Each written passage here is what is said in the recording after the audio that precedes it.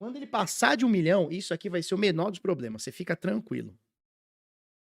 Entendeu? Quando ele passar de 1 milhão, meu irmão, ixi, que se foda a vida, tudo. Não é isso? Tá precisando tomar um sonho engordado. Eu tomo, cara, pior que eu tomo. Sou branco, vou fazer o quê? Sou palho.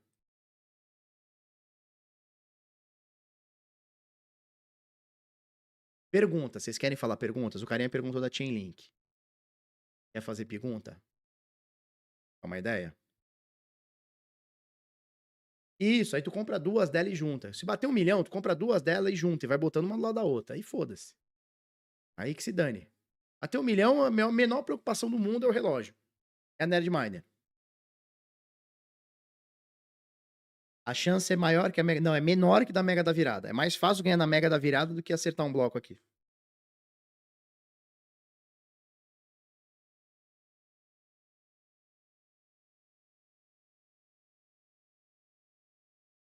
Quero saber a corretora que não me dá dor de cabeça para resgatar o que comprei de Bitcoin. Se for de pouquinho em pouquinho, provavelmente não vai ter problema em nenhuma, entendeu? O lance é tu dar a talagada de uma vez só na corretora. Aí vai se fuder.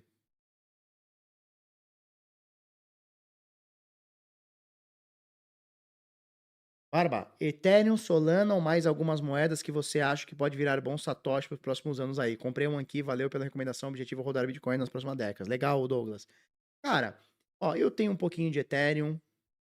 Não é tão pouquinho assim, mas eu tenho um pouquinho de Ethereum. Eu tenho um pouquinho de nada de Solana. Eu tenho um pouquinho de Matic. Eu acho que isso pode dar bom nos próximos anos aí. Mas, vamos ver, né? Eu vi isso aí. A MicroStrategy, ela pode entrar na Nasdaq hoje, a Nasdaq 100, né? O índice das 100 maiores empresas de tecnologia. E aí pode ter muita injeção de dinheiro entrando nela. E é mais dinheiro, mais injeção de dinheiro nela, mais dinheiro que o cara consegue para comprar Bitcoin, né? Aí vira aquela bola de neve. Pouquinho é quanto? Não sei, cara, quanto é pouquinho. Mas não, eu não tentaria sacar US$ 100.000 da corretora de uma vez, porque provavelmente vai ter problema. US$ 50.000 talvez já tenha problema.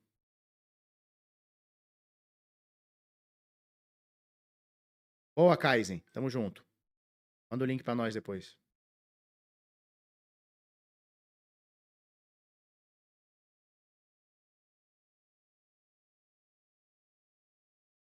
Eu não manjo, mas tem que fazer mais de R$ 35.000 por mês. Tem que fazer a DARF e pagar a diferença. Pra começar, porque alguém mandaria 100k USD pra uma... Mas mandam todo dia centenas de vezes. Milhares, milhões de dólares. Não, 3.000, 5.000, tranquilo. 3.000, 5.000, tranquilo. Tranquilo, tranquilo. Quer dizer, acho eu que tranquilo, né?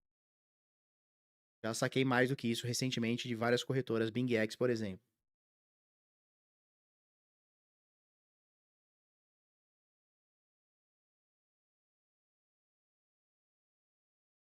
Eu não alavanco, cara. Eu não faço esses trade alavancado, não. Mas quem manja, né? Não é a minha pegada, entendeu? Eu faço alavancagem de outra forma. É uma alavancagem com muitas aspas, com menos risco do que essa de alavancar na corretora.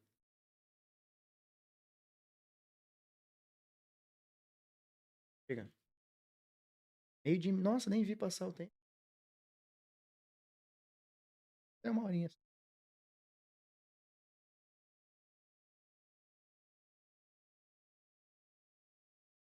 Quando vamos fazer a bananinha lá, como é que chama?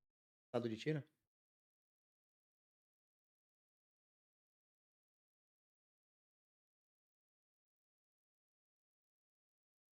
Faz na fry, pô.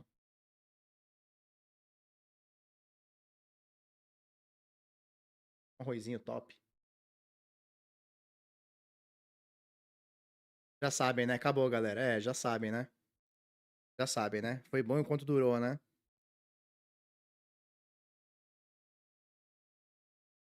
Faz 2 horas só. Comecei às 10. A gente volta na terça ou na quarta? Quarta-feira tem live? Até que horas?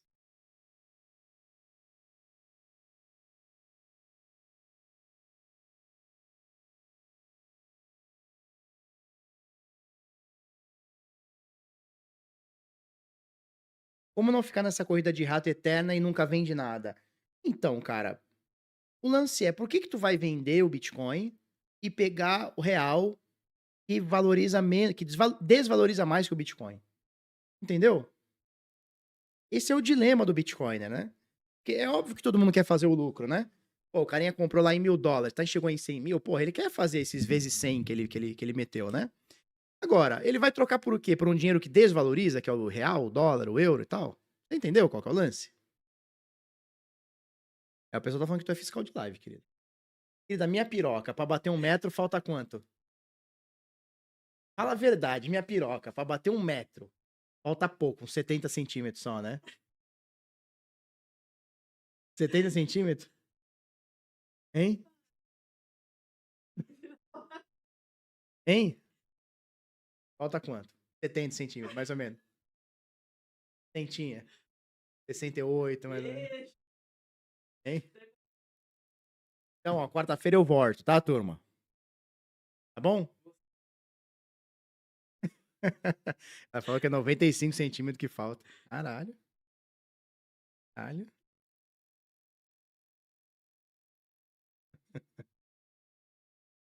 Indo e voltando 15 vezes vai faltar 70. 95 no calor. No calor, porque no frio tem diferença. Mas comigo não tem essa, não. No frio, no calor, o bagulho. Não? O bagulho bate na testa. Plau! De vez em quando acorda, cara, toma até um plau na orelha, assim, na testa. Hein?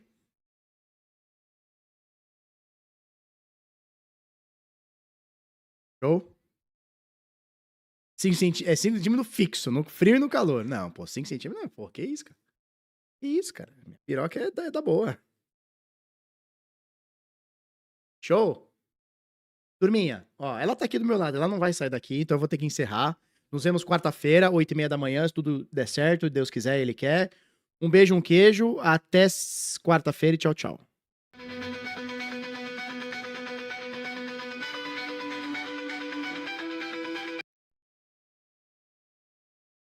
Slow down Dump here it. on AVGO a little bit right here, but yeah, there goes Intel through the day low as well. Oh my God. And that's some aggressive selling coming in on the markets as well. So That stock let's is see such a if, short.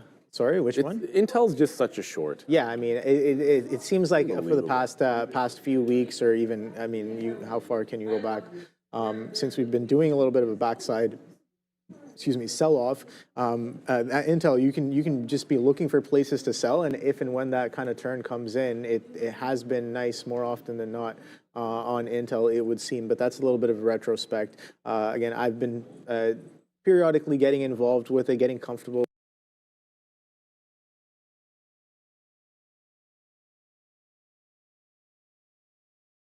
with it, but again, I had to be a little bit more urgent. That sense of urgency when certain trades work. I do have to build that skill as well. I know I'm a little bit lackluster when it comes to that skill, but it's a skill that I'm trying to put in more reps on and build as well. So here comes Broadcom back into that 220. Are we going to hold or are we going to drop? I have no idea. But while these chips are looking for a potential bounce, and as Tesla looks for that 430 once again, let's see what's going on in the crypto world. All right, here. We're to talk here about Bitcoin, of course, having a nice quill to the upside. We're holding support pretty nicely at that 96.5 level. Now we're making some higher lows, but look at this top here on a closing basis. That 101.5 area definitely seems to be top on the daily chart, but we're up on the day. So if we can push past that level, that could be a really good look here for BTC. Some news in the BTC space. We know one ongoing catalyst that we've had on watch for a while, but I think especially it's been heightened since the election of Donald Trump back on November 5th.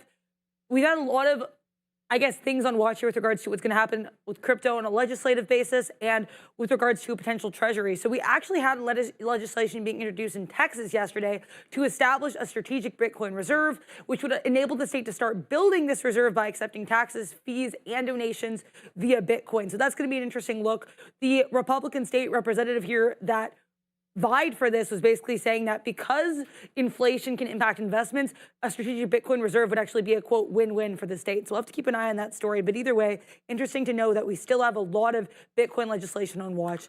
Now, in terms of crypto here, other crypto names, BTC as mentioned, holding around that 1015 level. Ethereum just below 4,000. XRP slightly up on the day here. BNB slightly up on the day. But it's a bit of a mixed day for crypto. We'll find usually there will be a lot of these days where we have things sharply upside, sharply downside.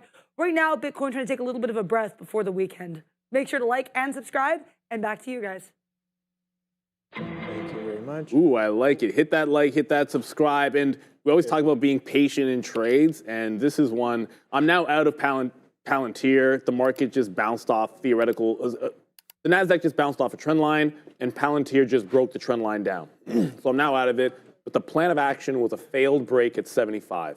We got the failed break at 75, but it's stronger. First time it did this, the 71. Second time it did this, the 72. This time, it's got buyers in front of 73. So I'm just going to, I have to respect it and follow my rule. So it breaks trend this late in the day. I don't have to go long, but for me, that's an out when you break a trend. When you break a downtrend like that, I'm looking for that place as a little bit of an exit spot for me. So we do take that one out. A win's a win, and to each their own. Like there was someone say like, yeah, just hold on to it. No, but you have to follow your plan. Marvell, this was a little bit different. I'm going to walk you through why I like the Marvell short. I never got Broadcom long. Broadcom broke trend, then made a new trend, tested the high of the day, broke that trend again. When it did this, Marvell was going sideways and couldn't retest the highs. So sympathy name, Broadcom retests the high, Marvell had broken trend and couldn't make a new high. So I shorted it looking for the playback into VWAP, which it's actually holding quite well. So as that's happening, we get another bid out in front of VWAP. So played it at the 120 half, back into the 119. I'll get another out in front of VWAP, then play for the low of the day. So just patience with the trades. This was the kind of day where if you were looking for mean reversion trades or you were like looking for short the pops, you couldn't just sit out there in the ether. You had to let them set up. Unfortunately, I will slap the fail on myself for not at any point being short advanced micro devices, or as Sharif likes to say it, advanced money destroyer. Yeah. Which, if you haven't been watching this, and we put this out a couple of weeks ago, this channel on AMD is the gift that keeps on giving. Now, I'm loosely drawing it. You can draw it a lot cleaner than I have, but the premise is still the same. When AMD tests the top of the channel, unless it, here's a consolidation. Did it break out this consolidation? No. To the bottom, I should say favor shorts till the bottom. We're day traders here. So favor the short till it gets to the bottom of the channel or retest the August support levels. That's exactly what's playing out here. So that's the reason we're short biased on AMD. That said, it's a fail not being in it today, but Marvell's now working buck half in the money. We already took Palantir, and Palantir's out. You know, it ends up being right in the moment, but like it could get to VWAP and maybe it goes to 75 again. It could retest the lows and I never get back in at VWAP. Lots of things can play out, but when it broke that sharp downtrend, that's where my trail was in. It was either getting to the low or it was going to break that trend up, and I looked for a VWAP re-entry point on that name. So NVIDIA is trying. Tesla, I just saw in the chat there, Rambud said Tesla's a short now. I mean, I was just about to say Tesla's looking. Like now there's a buyer above the 430, which I should also point out is at an all-time high. Tesla all-time highs again. Are we shocked? Not really. Not really. It's Tesla. It's Tesla, baby. Just saying. Yeah, so we did come back down a little aggressively there, trading at 218s now on AVGO. So yeah, it seems like that buying is starting to do a little bit of a dissipate right there. What is that low right now? As of right now, 217.70 right here, 217.70 on that low. So don't forget that prior double bottom-ish area was at 217.68 and 217.67. And currently this prior bar just now on this 3-minute chart bouncing off of another few pennies off of that level there. Let's see if we do a little bit of a lick grab. If we break down, I think that's probably something as well, as we've attempted to we failed to follow through at the highs, and we've been holding a little bit of the support from earlier as well. So yeah, I'm kind of just holding this as of right now. I got my stop in. I think at a decent place, but more than willing to kind of get back into the trade there if it's going to have me, and more than willing to flip the other way as well if it's going to start to show us something like signs of a turn as of right now. So let's see what happens with that one there. But yeah, a lot of these other tickers aggressively to the downside, and AVGO definitely part of the reason why we might have been running up pretty crazily off of the open. Tesla though sustaining quite well as of right now. A nice strong trend on Tesla off of that 416, man. That was the place to be. I was like, that 416 was definitely a little bit of an over under for me, and that came through really well. There's some aggressive selling back down through into 17s here on AVGO. So oh boy, coming right back into roughly break even for me. But you know what? Like I said, it is what it is. More than willing to move on to the next trade if this one, if I have to get out of this one eventually. But that's sound for the bid. That's sound advice, Obi. Be willing to get into the next trade. Look at that. SOUN. I'm not counting how many green candles on a 3-minute chart are in a row. If you squint hard enough, that's actually a red candle at 15, and there's another one at 15.40. But if the red looks like that and the green looks like this, I'm not a chartered market technician. I'm just a trader. That's an uptrend. So it is what it is. You're at the top on SOUN. So this is it on that 15-minute. It was just a wick high a couple of days ago, earlier this week, and it was at 1607. It's literally topped at 1607 as we speak. So for those that are like SOUN is broken the top, I get it. It broke $16, but it didn't actually break the big one, which will be at 1607, and maybe like 1610 if you're into rounding up. Which my daughter is. That's one of the things they just recently learned in school was the concept of rounding, which she was taking obviously way too far. It's like rounding everything. Like what? What do you mean? It's like just rounding everything up? Well, like basically she'd be like, oh, so if this thing Sound just broke that high from earlier this week. I waited for it to get to 10s, so we're holding the break. I'm giving it to the prior bar open, like this consolidation level at 1580. On a $16 stock, that's a tight stop. But we're talking about all time. We're talking about fresh highs here, where you're chasing a bit of a move. So it'll be a scalp trade when it's 1-to-1 at 20 cents. Then I want to make sure I'm offering at least something at those levels, and then see if we can play for the next dollar up.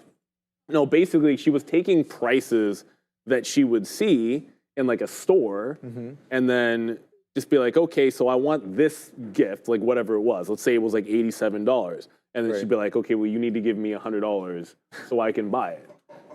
And I'm like, I know tax is fine, but okay, fine. Ramin's just saying it makes sense because of tax. No, but like if something came to $75, then her logic was that if I was gonna get it for her, then I should give her $100. Because she's like, Daddy, if you round up, then it's $100, so therefore give me $100, and then I can buy that thing. I'm like, sounds. I'm like, no, sweetheart. That sounds like that's some very sound math there. But I know what she's trying to do. Technically, that's still a roundup. I know what she's trying to do. It's just, homie, don't play that. I'll spoil her, but principle is priceless. Adara, what's up? Not a lot of names on the sector board are to the upside. Oh. Sorry about that, guys. We don't have a lot of names to the upside on this sector board, and I think the reason this sector board is so fascinating today is because we have a really big discrepancy between the performance in the S&P 500, which is barely positive on the day, and what we're seeing in the NASDAQ, which is sharply to the upside. Not even a lot of NASDAQ names making sharp moves to the upside here. We have Broadcom, of course, up 20%, likely propelling the group here. They passed that $1 trillion market cap point on their earnings report. We also have some strength in a lot of those sympathy plays for Broadcom, including ANET and this Micron move. Finance is a couple names to the upside as well. We know that there have been some reports that, especially coming out just now, that the Donald Trump administration is going to really focus on deregulating banking, or at least having less regulations in the space. So keep an eye on that finance space. And Tesla, of course, still strong. They're bringing up the consumer durable sector. Another sector that's actually pretty strong is health services. We know these names experienced a pretty sharp sell-off, motivated by the shooting of United Healthcare CEO Brian Thompson last week. Looks like some of these names are recovering from that negative sentiment in the space, trying to make a bit of a bounce today. But in terms of weakness, I mean, lots to talk about. Energy and minerals to the downside. Consumer services to the downside, health technology. We have process industries. And we also have a lot of the technology services sector. There are a couple bright spots here. CRM slightly flat on the day here with an upgrade earlier today. And Palantir also vaguely green, as is CrowdStrike. But generally, a lot of weakness in technology services. So it's interesting. There aren't that many names that are really propelling that NASDAQ move, guys. Back to you. They're not. So I could go over and I could show you, hey, we got our fill for the, we got our fill at VWAP on Marvell, and Marvell's $2 in the money and all that good stuff. But then I looked over and realized, hey, that trade that we just took on SOUN, look at the uptrend. Usually into an all-time high, I'm getting out when this prior bar closes like this. Now my stop is already at 80, so if it drops 2 more cents, I am getting out. But I don't think I paid for locates on this thing, which means I can't actually take the mean reversion trade into VWAP. We look for the breakout trade. It did play into the quarter, or at least into the 20. I literally got 20% out, so this is an L. But I can't take the mean reversion trade because I didn't pay for locates. I don't know if I can get them fast enough for it to make sense. But I always try to show you that one first, and I can get back over to Marvell. Like, when something's going exactly to plan, it's like, you know, like whatever. It's the thing that you should be concerned about is the one that isn't. So we just got back into VWAP at 19s. The next work level, and you have a reason to get into a trade, have a reason to get out. Strong stock, mean reversion trade. The trend line that broke came from here. Right at the open, the first line of support on a closing basis was 117. So that's, once it gets to that price, any trend reversion off of that price gets me out of the trade. So it got me in, then that's what's going to get me out. Otherwise, I hold on to it. I mean, you have Broadcom back to VWAP. You've got NVIDIA bleeding like, oh, I mean, it's just bleeding. It's red. You're down at 135. I probably could have held on to Palantir, but Marvell, I think, has a little bit more juice left to squeeze. AMD is absolutely tanking now, down 3.5%. AMD, it stinks. I don't even want to look at Intel at this point. It's probably, like everything else, headed to the downside. The market is distinctly, but you know what? The shorts have been there. There's been, look, Tesla managed to be a good long, but the shorts have been there. Palantir worked. Any chip name that's not, let's be honest, that isn't Broadcom, and then even a strong one like Marvell, you can find some winning trades there. But advanced money destroyer just continues to bleed lower and lower and lower.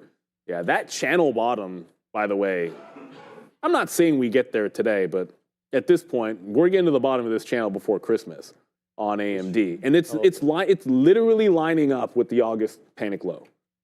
I mean, come on. That's about as much confluence as you could ever hope for.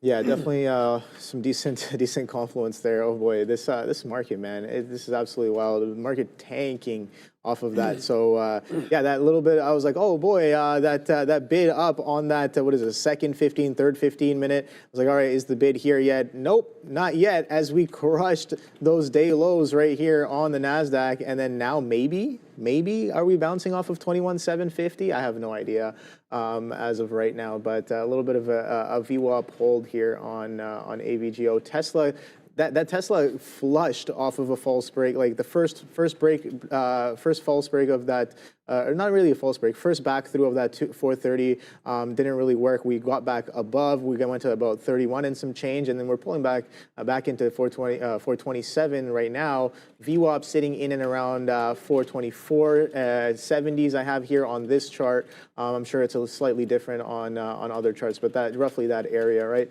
is what I'm looking at right now. But let's see if the market catches a bit of a bounce, or is AVGO done for the day? Are we just going to continue to the downside as of right now? I have no idea, but like I said before, buyers were aggressive at VWAP off of the open, and we're there once again here. Right now I have VWAP sitting at 216.60s. We're trading 217.30s right now. But yeah, no, I know I'm only focused on AVGO right now, as it is my number one. It was my number one idea on the day. But I know I had a few other ideas, so I'm going to take a quick look at those. Again, RH was another one that was pushing its 52-week highs there. That one failing off of the open. Oh boy, look at that Nvidia, man. Nvidia broke prior day's low. That's crazy on this flush right here. Are you kidding me? Tesla again, maybe wicking 431.60 is the high on Tesla right now, and that play, we were looking for that continuation on play, and no real right now on Dave & Buster's, as it's kind of reverting some of that selling. But that day one, day two of earnings was crazy there on play. Neil, if you hadn't pointed that one out for me, I probably wouldn't even have known or looked at it. It would have definitely missed my radar. And at the end of the day, while I was doing my reviews, I looked at it again. I was like, yeah, this was definitely a missed opportunity for continuation. And that's something I'm trying to build on an intraday frame as well. It's just like, okay, how do I get involved with the continuation move? Again, for as long as I can remember, I've been trying to get better with that continuation, staying with the trend trade. And again, it's been a long time coming, but I'm starting to get a little bit more comfortable with the change is going to come. Continuations. The change is going to come. The change is going to come? Is that a reference to something? Sorry. It's been a long time coming. It's been a long time coming. The change is going to come. No, it's fine. I can't get past. I'm blanking right now. It's fair. You know what? I get on. It is what it is. If you don't get the reference, nobody gets the reference. Somebody gets it from legendary artist Sam Cooke. Okay. I can't smile right now. I'm chuckling. Actually, sometimes you've got to be able to laugh at yourself. Of course. You know, if you can't take yourself too seriously. Yeah, you can't take yourself too seriously. But this is not going to age. It already doesn't age well, and it's certainly not going to. It's not going to get better with time. Yeah, so I dipped out, and ultimately, okay, yes, that is a short setup usually for me, which I didn't take. But I often say if I'm in a position long and that's a 9 out of 10 short entry for me, then and I think it's a strong stock, I'll at least get out of the position and move on. Well, it's not exactly bottom wick. Somebody sold 4 cents lower than I did. So as far as I'm concerned, whomever that was is the loser. And me, I'm just like second loser on that stock. But unfortunately, Sound is now continuing to run. The trend line doesn't really matter at this point anymore. I think what I'd be more fixated on here is the prior high at 1610. There's the daily chart on SOUN. It's that prior high where we had the initial breakout, which we could have given more room, but I told you the reason I got out. So I think looking for it to hold on to that prior high is going to be the jam at this point. And Sebastian, we have not looked at Uber today. And before we go over to Money Talks very quickly, I just wanted to point out, I know Uber, actually, let's talk about Uber when we get back from Money Talks. We'll have to wait for this chart to reload. We will talk about Uber in a second. We have to go to Adara for Money Talks.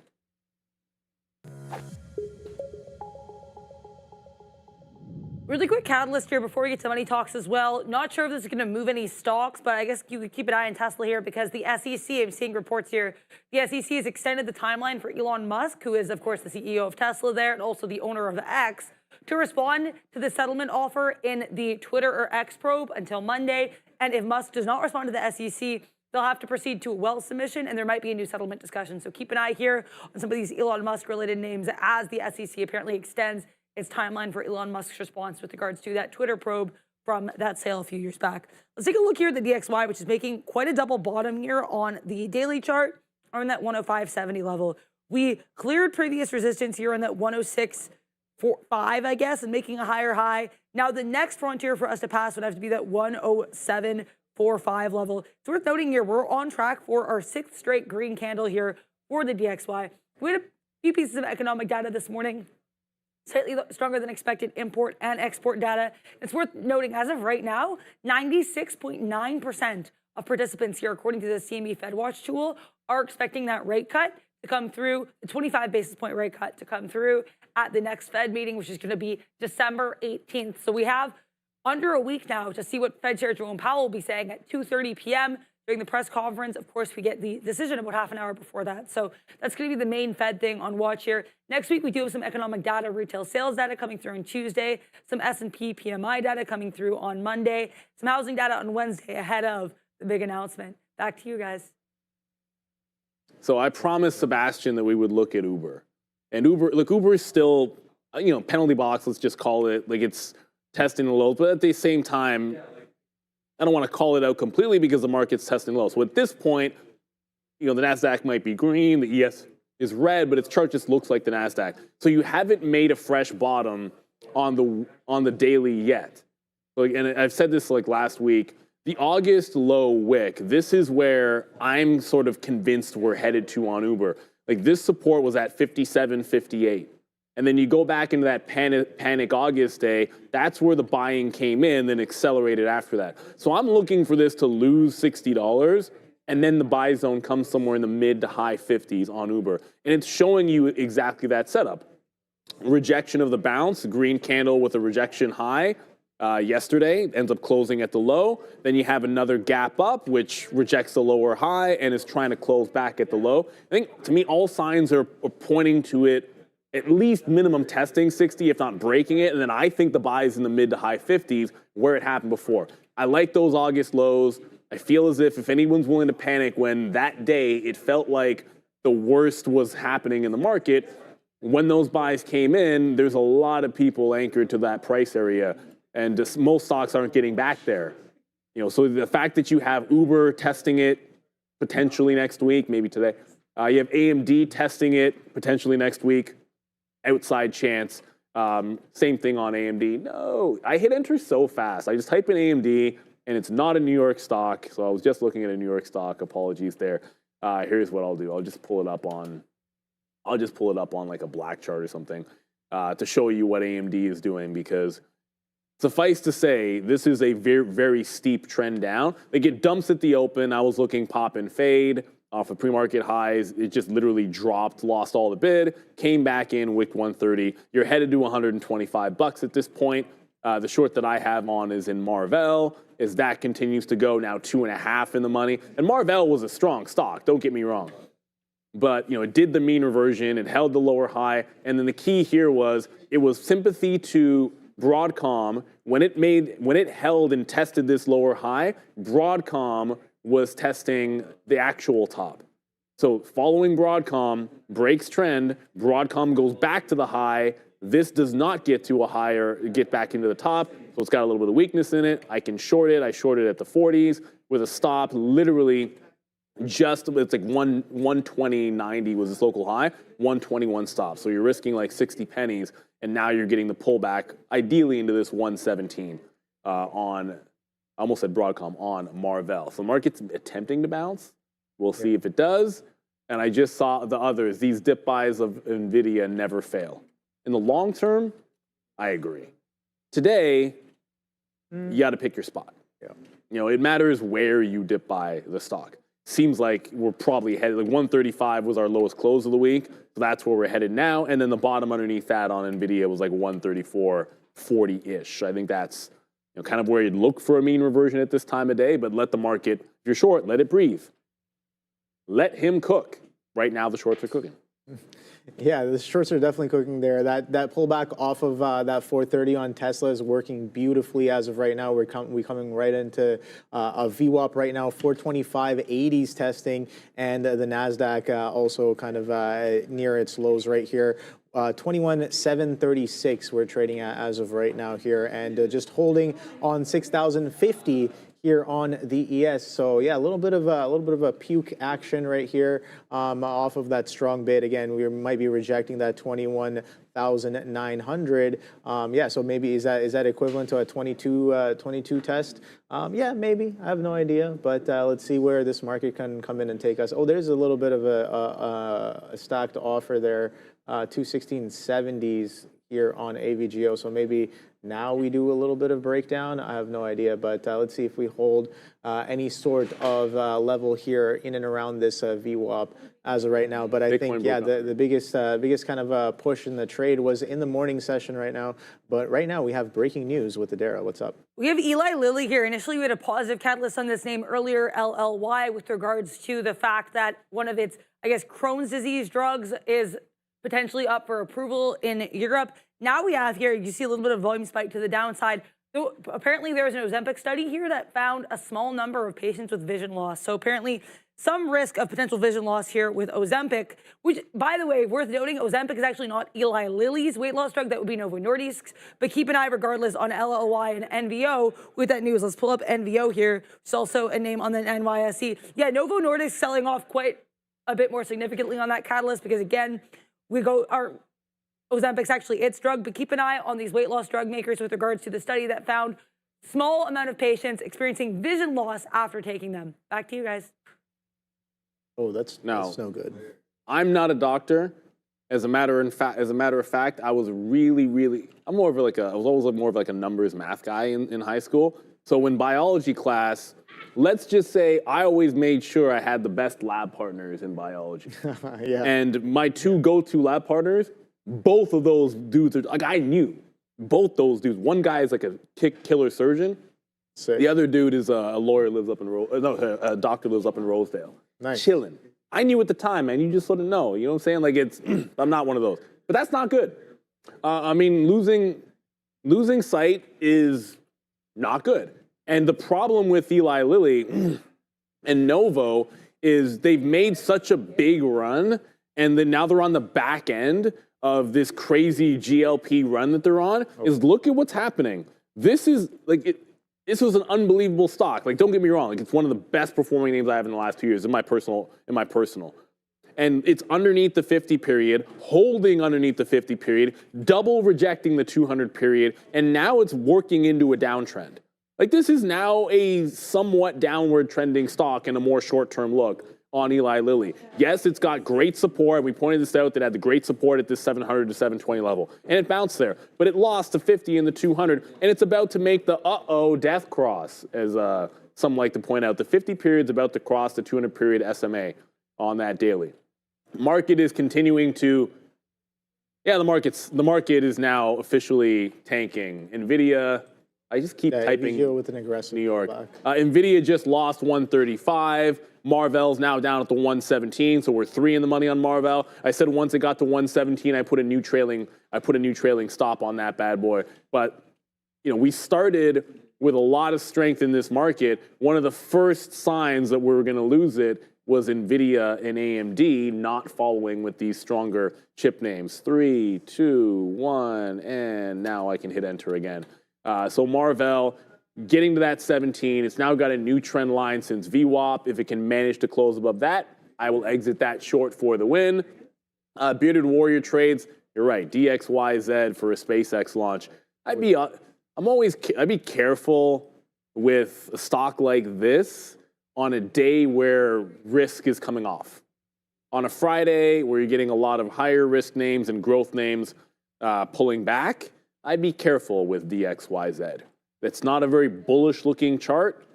That said, it is worth watching. It has been on a huge run. This is more of a squeeze momentum type play for me than anything fundamental. Yes, you get exposure to SpaceX, but let's be real. If you can properly evaluate this, then you're smarter than me. I can't believe it's already 11 o'clock. I'll let you. Yeah, no. I think, definitely. It's 11 o'clock now. Market is dumping to the downside. 21.7s we're trading below, and we're trading below 6,500 as well. You can see AVGO kind of following in step here. We attempted to hold that VWAP. There's a nice reserve on top of that 216, pretty clean as well. That got broken down as well. I got stopped out on that one there. That's perfectly fine. I'm looking for the next trade as of right now. But that reversion did come in quite nicely. I didn't necessarily respect it as well as I could have.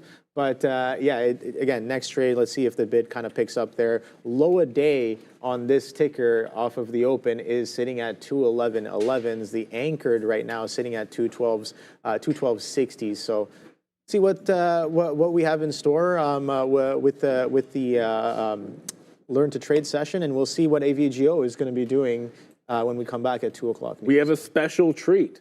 It is actually, Sharif is off on vacation. We wish him all the best. You've got Joseph and Satya going to be a dynamic duo on this Friday. Maybe it's a Friday the 13th while we're headed down. We'll be back at 2 o'clock, but don't go anywhere. We've got the midday madness coming through. Satya and Joseph. Kill. See you guys. Hey, what's going on, everybody? It is Joey O and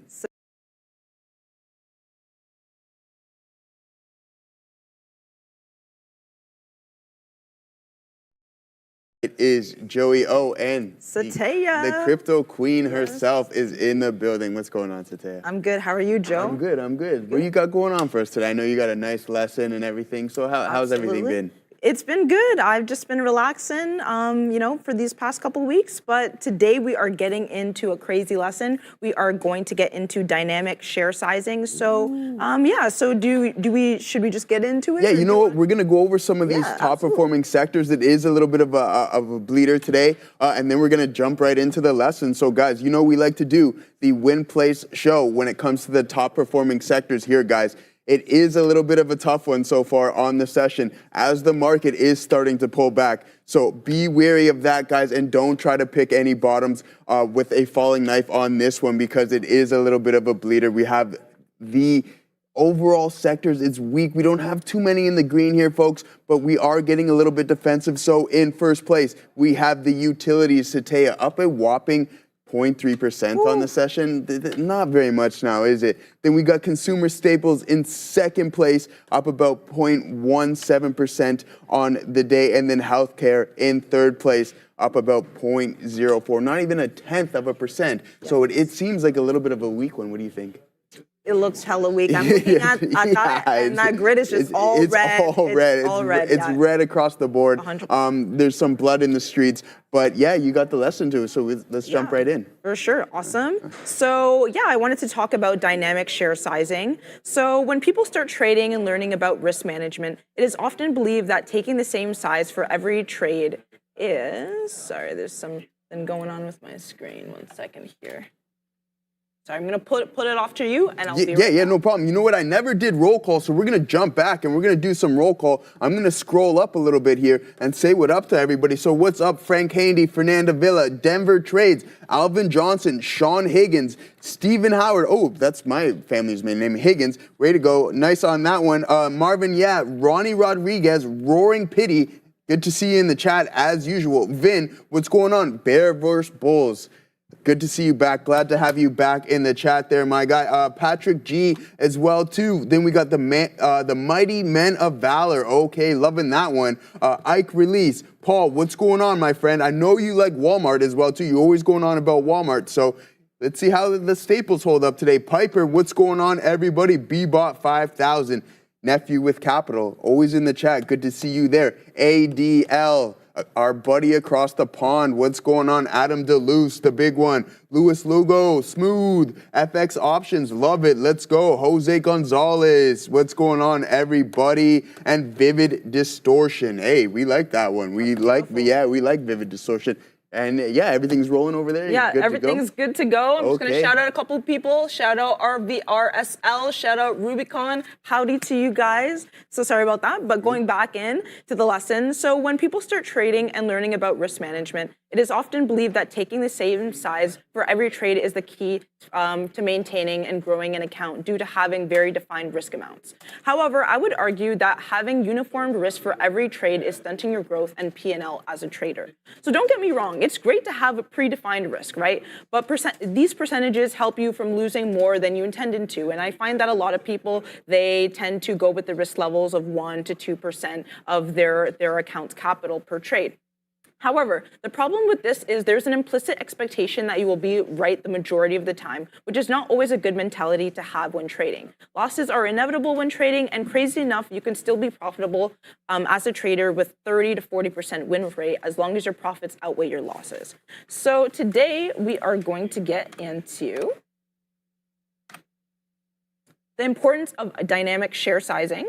So just making sure that you're not, executing the same trade size every single time that you trade, and then also going into tools that will help with adding size to your position. So we're going to get into that. So the cons of using the same share size for every trade is it increases the likelihood of overtrading due to being insatiable with small profits. This is something that I really struggled with on the floor before because I'm a scalper and a lot of the time I'm catching those small moves, but I didn't have a lot of size for that for the real meat of the move, right? And so that was something that was really bad and something that I really wanted to work on, and which is why it's a topic today. And then also too, the more decisions you make, the more likely you are to be wrong. I feel like that's kind of self-explanatory. So you can kind of limit yourself when doing that. So do not increase the frequency of your trades, increase the size for high profitable trades. So a person who initially invested $100 and made 10%, so $10, is the same as a person who invested $1,000 and made $100 with that same 10%. These two traders could have entered and exited their position exactly at the same price. However, the difference between the two traders is one recognizes when they have the importance, the importance of capturing opportunities when they're present in the market, while the other trader may believe there's an abundance of opportunities in the market than there actually are. So that is something that is kind of, it sucks, but it's something that we can work on. So scrolled a little bit off. So a trader who has a success of hitting 9 out of 10 trades consistently, but only makes $20 of profit by the end of those 10 trades is not necessarily better than a dynamic size trader who loses 6 out of 10 trades but makes $100 of profit from the 4 out of 10 profitable trades that they made. So win rate is very important, and we should not deny that consistency is key in trading. However, we should think of trading kind of like a game of poker, right? So imagine a poker player and is betting the same on every hand. You would never stand a chance because in poker, most of the hands you get are not going to win you the hand. That same goes for trading. When you're trading the same size every time, this means you have to be right more often. It sounds self-explanatory, but being right once or twice is easier than being right 10 times in a row. Adding size makes up for a lot of mistakes. When you skew high probability trades, you make up significantly for the paper cuts you make on the other trades that you made. So singles can only get you so far in day trading because of opportunities available in the market, and as well as the liquidity. Sometimes that liquidity dries up. And so you just want to make sure that you're hitting those home runs on those bigger trades. So you need to make those big bets count so you do not have to look for multiple opportunities. So I like to do it using my share size based on criteria. So rather than just using that same 2% of my account size, I would say a trader who uses the same size every time hints to the fact that they are not aware or able to differentiate which setups in their playbook have edge. So rather than just having that, I have a type A, type B, type C, and these can be dependent on different types of criteria like volume thresholds, news catalyst, time of day, and so we can do it based off of that. So another thing that we have is you could rank your trades. So type A could be a day 2 earnings at 10 a.m., 10x RVol. I'm going to use 200 shares when I see this type of setup. My type B setup could be an X dividend day. It has 7x RVol at 10 a.m. Then I'll use 100 shares. My type C would be day 1 earnings, 20x RVol, 10 a.m. Then I'll use 50 shares. And then type D, which is kind of like a lower probability trade, is no catalyst. Maybe I see 5x RVol before 10 a.m. It's not necessarily in my playbook, but I still want to take a stab at it. I'm just going to go in with a lower amount of shares and use 20. So that is something that we could use. And then something that I like to use as a tool for dynamic and adding size gradually is a weighted average calculator. This is not anything new, but it's something that can be very useful. So a lot of the time I use the data value to put in what the price action is. So let's just say I want to get in at $20 and then I have 10 shares. And then let's just say the stock goes up to $22 and then I want to add more. So actually, let's just make this, let's say I go in with 50 shares and I want to make sure I'm not messing up my average, but still trying to get into the trade. So let's say I want to add an extra 20 shares at $22. Then my average price would be $20.57. And so a lot of the time I'll play around with those weight, which is supposed to be my share size, and then the data value to kind of see where I could get the best price and the best average. And so that's my lesson of the day today. Anything for you, Joe? No, I'm just here just looking at Fabian. No, that's fantastic lesson, Satya. And you know what? I totally agree with you. As you gain a little more experience in trading, we need to learn how to exponentially bet size our winning trades, I think. So yeah, so that's an example, a perfect example of just classifying your trades in different categories. And then when you have those higher quality setups, you want to size up on those and continue to push in order to become a little more profitable. All right, guys. So that's perfect stuff. Rich Buddy, absolutely send that super chat anytime, my friend. We're here all afternoon until 2 o'clock. It's Satya and I. We're here willing to answer any questions that you guys got thrown at us. But Tommy McDonald in the chat, you said you're from Innisville, Ontario, or what? I grew up in Bradford. Let me know. Interesting stuff that you pointed that out in the chat. But guys, yeah, as you can see here, I'm in some IBIT. I decided to add a little bit as we continue to move higher. We sold extremely heavy. So what I'm aiming to look for here is this exhaustive volume. So hopefully this is a potential pivotal moment in IBIT. We turn around and can continue to move to the northeast because we do know that the market was selling off extremely aggressively. So we got to keep an eye out for that because the sentiment is a little bit weak. But Riot is totally recovering. A miner, which is trading really nice, going to go and test the highs of days. But as of right now, we have a $20 super chat. Rich Buddy, absolutely. Thank you for that one. Much appreciated. Hi, Joe. I'm concerned about the drones as a black swan event. How would you ensure a $1.3 million portfolio until this event passes? It's all Tesla and NVIDIA. Thank you. Let's say we want to guard against a 50% market crash. Okay, you're concerned about the drones as a black swan event. Okay, that's extremely interesting. I'm not too sure if you're referring to kind of the combat drones, etc. But if you have that size in your portfolio, you can start to sell some covered calls if you do want to protect that downside. But if you also don't want to short any options, you can buy some puts, okay? So that can help you protect that downside as well. So this will just mitigate the losses. Buying the puts will be a little bit more efficient, but selling those calls will help you collect some premium to that downside momentum if you do think that there's going to be a little bit of a retracement in the near future. Mind you, if you want to sell those out the money calls, just sell them at a strike price that you're comfortable with, that your shares will not get assigned, okay? So just keep that in mind, Rich Buddy. That's a beautiful size portfolio say you got going on there. But just remember, you have multiple options. You can buy outright puts, which will cost you an additional debit, right? So it's going to cost you a little bit more money. Or you can have cash inflows put into your account by selling some premiums. And if you really want to hold on to those shares and not allow those to get assigned, sell those far out the money. And if you tell me some average prices you got, I can pull up my options chain and say, hey, yeah, this is a little bit safer. And what is your time period? We can do weekly, monthlies, etc. So feel free. You don't need to do what you just did. Just message me in the chat and I will do my best to give you the best advice I can, right? So again, that's a hefty portfolio, really, really nice moves there from you. But to protect that downside, you have multiple options. You can buy puts, which costs you a little bit more, maybe a little bit on the safer side if you're not comfortable with writing options, all right, guys? So keep that in mind. Yeah, so let's see what everybody's got going on here. Yeah, it'll bring your cost basis down is right. Rivian Millionaire, you are not wrong on that front at all, my friend. But let's see what IBIT is up to. It's a weak session, Satya. It's super weak. Apple is still tanking. NVDA is still moving to the downside, I believe, as well, too. So not looking, yeah, wow. It's not looking pretty for the semis here at all, Satya. What do you got going on there? Oh, okay, you're still, we'll figure that out here for, in a second.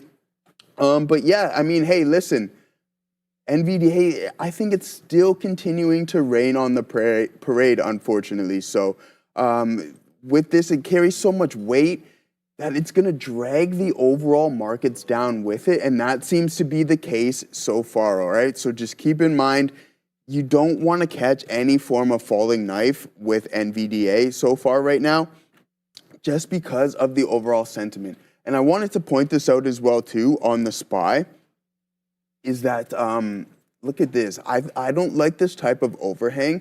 So are we in a little bit of toppy action? Possibly. I know a lot of the traders and some of us on the side are talking about this, thinking, what's going on with this? Have we hit a potential top? But this is totally healthy. We do have some relative support levels here that if we breach those, then we can see some potential more downside. But as of right now, we're hanging on tight to that 603 on the SPY. Let's see if we can continue to hold this. Maybe we form a little bit of a consolidation range and then continue that choppiness. And then maybe we can take a second leg higher. All right, guys? So keep that in mind. It is a red one, Friday the 13th.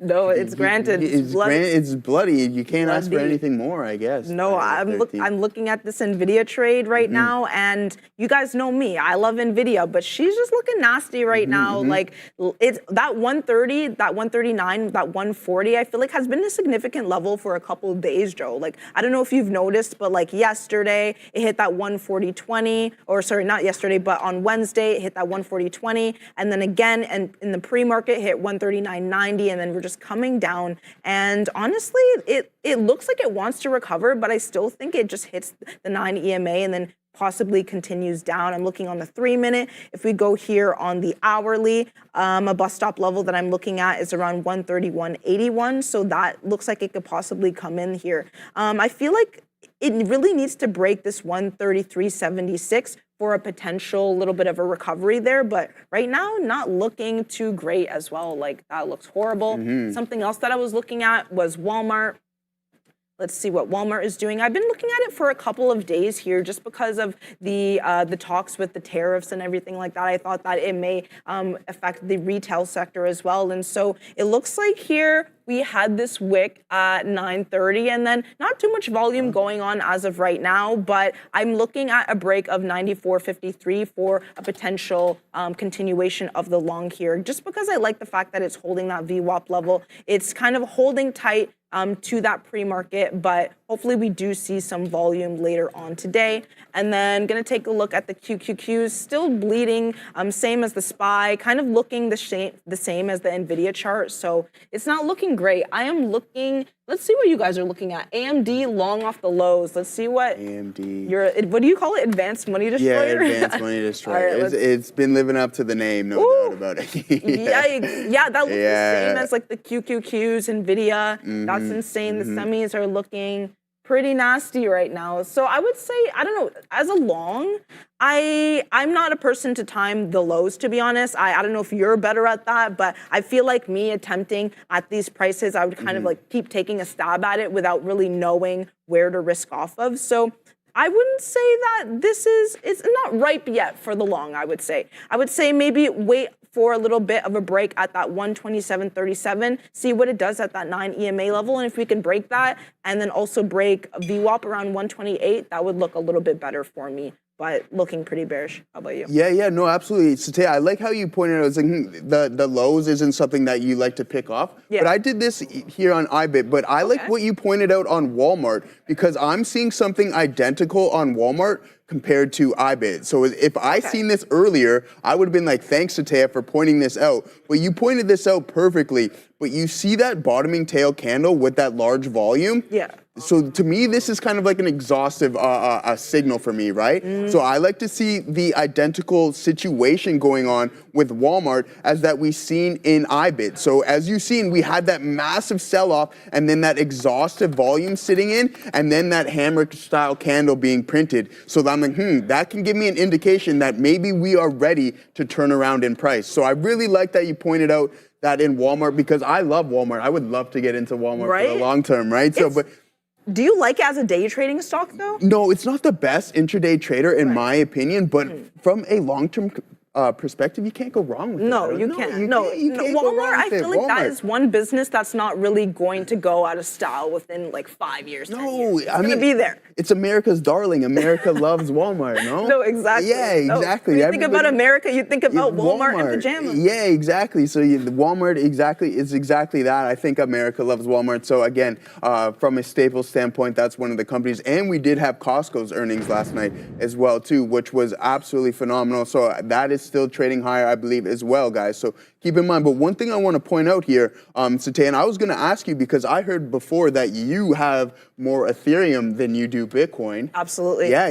And sure enough, that trade's been working out fantastic for you. Why don't you tell us a little bit about that? For sure. So I actually did get a little bit nervous with Ethereum when Bitcoin hit 100,000. But it looks what is different about Ethereum in this trade is the fact that when you're using the Ethereum blockchain, you need the ETH for gas fees. So a lot of the time, if you're in something like Doge, you need, even though you're holding Dogecoin, it's on the Ethereum blockchain. And so to even send it from one wallet to another, you're always going to need that Ethereum. And so Ethereum is always going to be needed because it is just part of the blockchain. It's how you transfer the asset from one wallet to another. And so despite Bitcoin kind of tanking right now from that 100, let's see, I haven't looked at it today, but let's see what it's doing as of right now.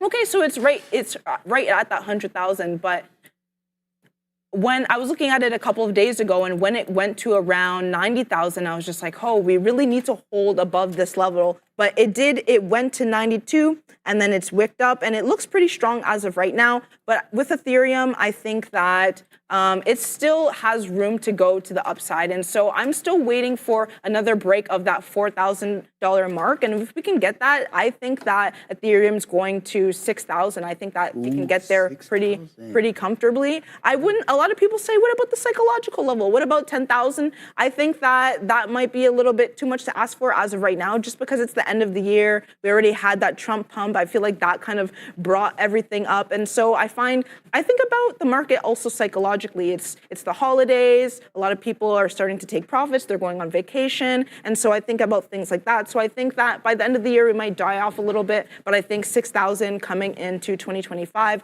around February, March is definitely in play.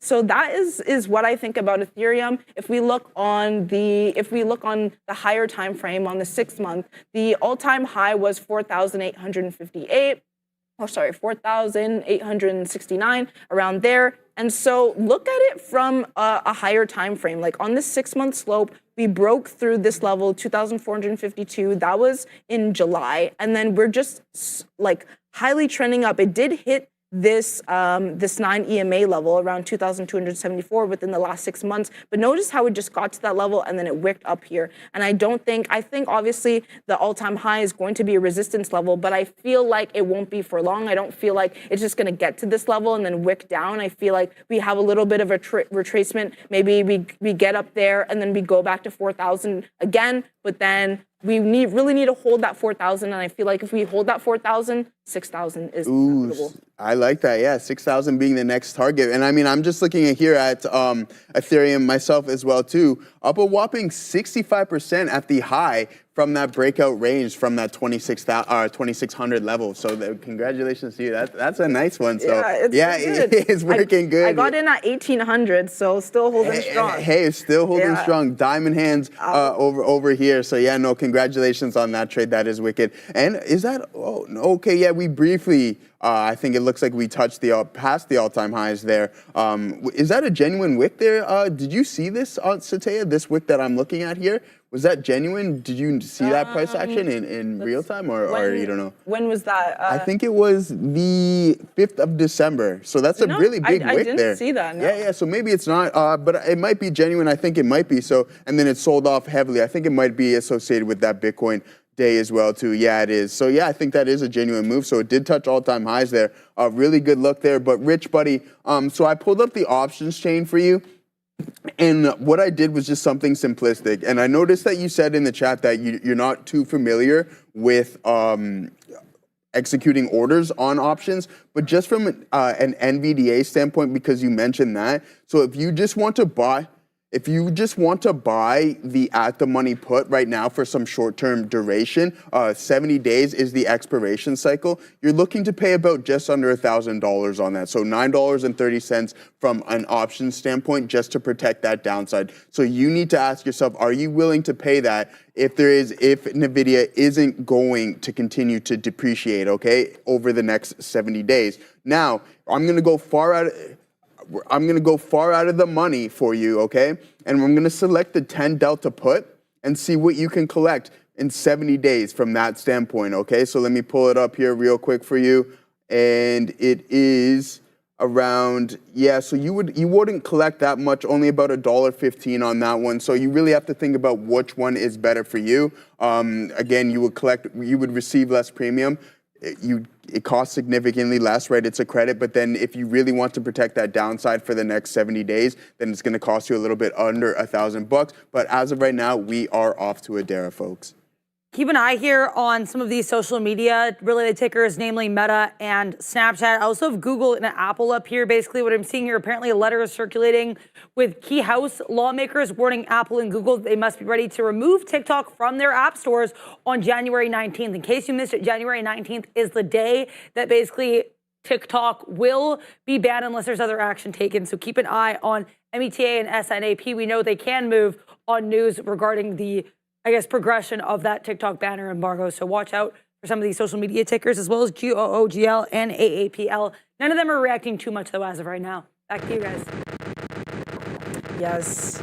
Bang. Is that you? No, that wasn't even me. That was insane. I was like, what's going on here? Yeah, no. I like to give Adara that at the end of all of her stuff. Yeah, yes. because she likes the big Law and Order. No, thank you for that. Yeah, Another thing randomly I wanted to touch upon since we were talking about Ethereum is actually Matic here. So Matic Polygon, I don't know if you've heard of Polygon Matic. It's kind of something that helps with, let's see here. No.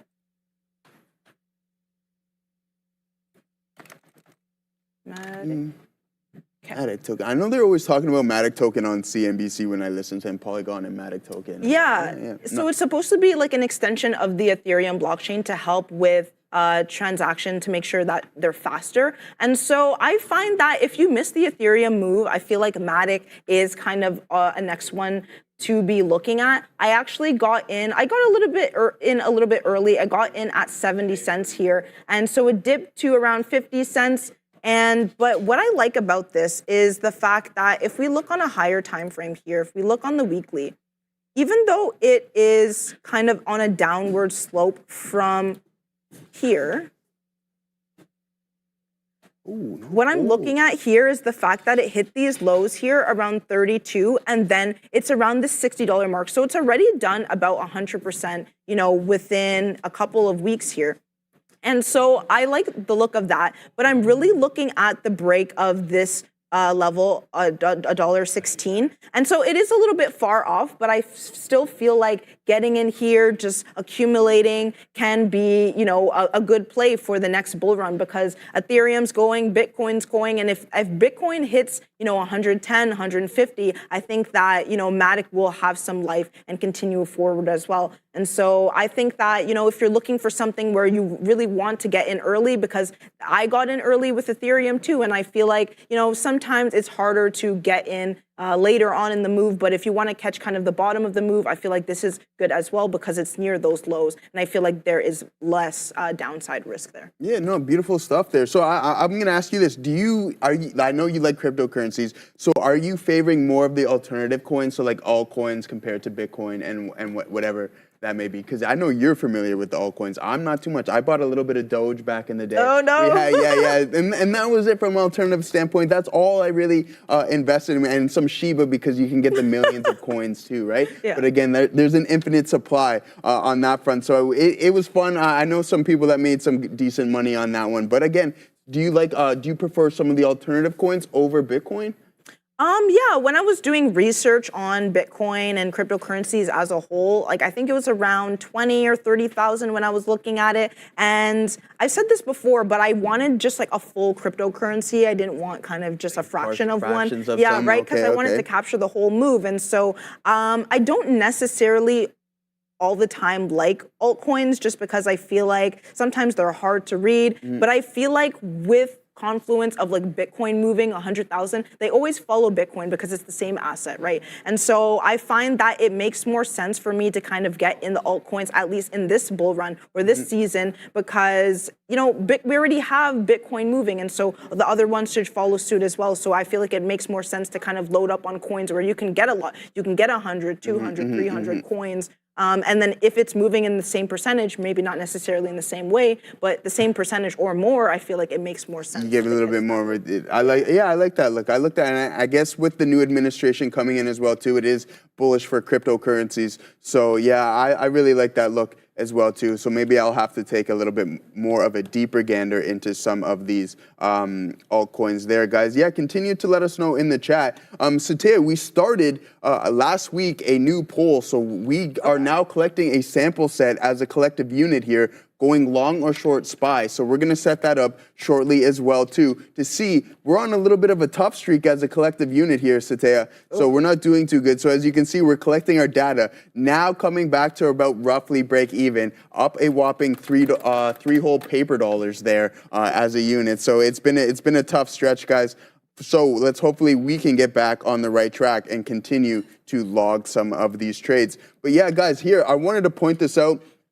Considering we are talking about some cryptocurrencies and encrypted currencies, Riot, Adara had some news on this. I'm pretty sure they added some more Bitcoin as well too. So this is yeah, they did. So this is trading higher. Going to test some of these previous pre-market highs, yesterday's pre-market high on that front, and then now breaking the high a day as well today, with that momentum stepping in, pushing through VWAP and that volume stepping in as well too, guys. So that's something really to keep an eye out. Is that volume supporting your thesis or is it not? Okay, so that can give us some more reason to take those trades. But slowly starting to recover on the SPY, curling over all the way down to almost 603, 603.04 was the low, and now pulling back. That volume is dwindling on the SPY as well too, so keep in mind, this can just be a potential pullback. Let's see if we can test the volume weighted average price and then reassess what the overall markets may do from that standpoint, because we do know that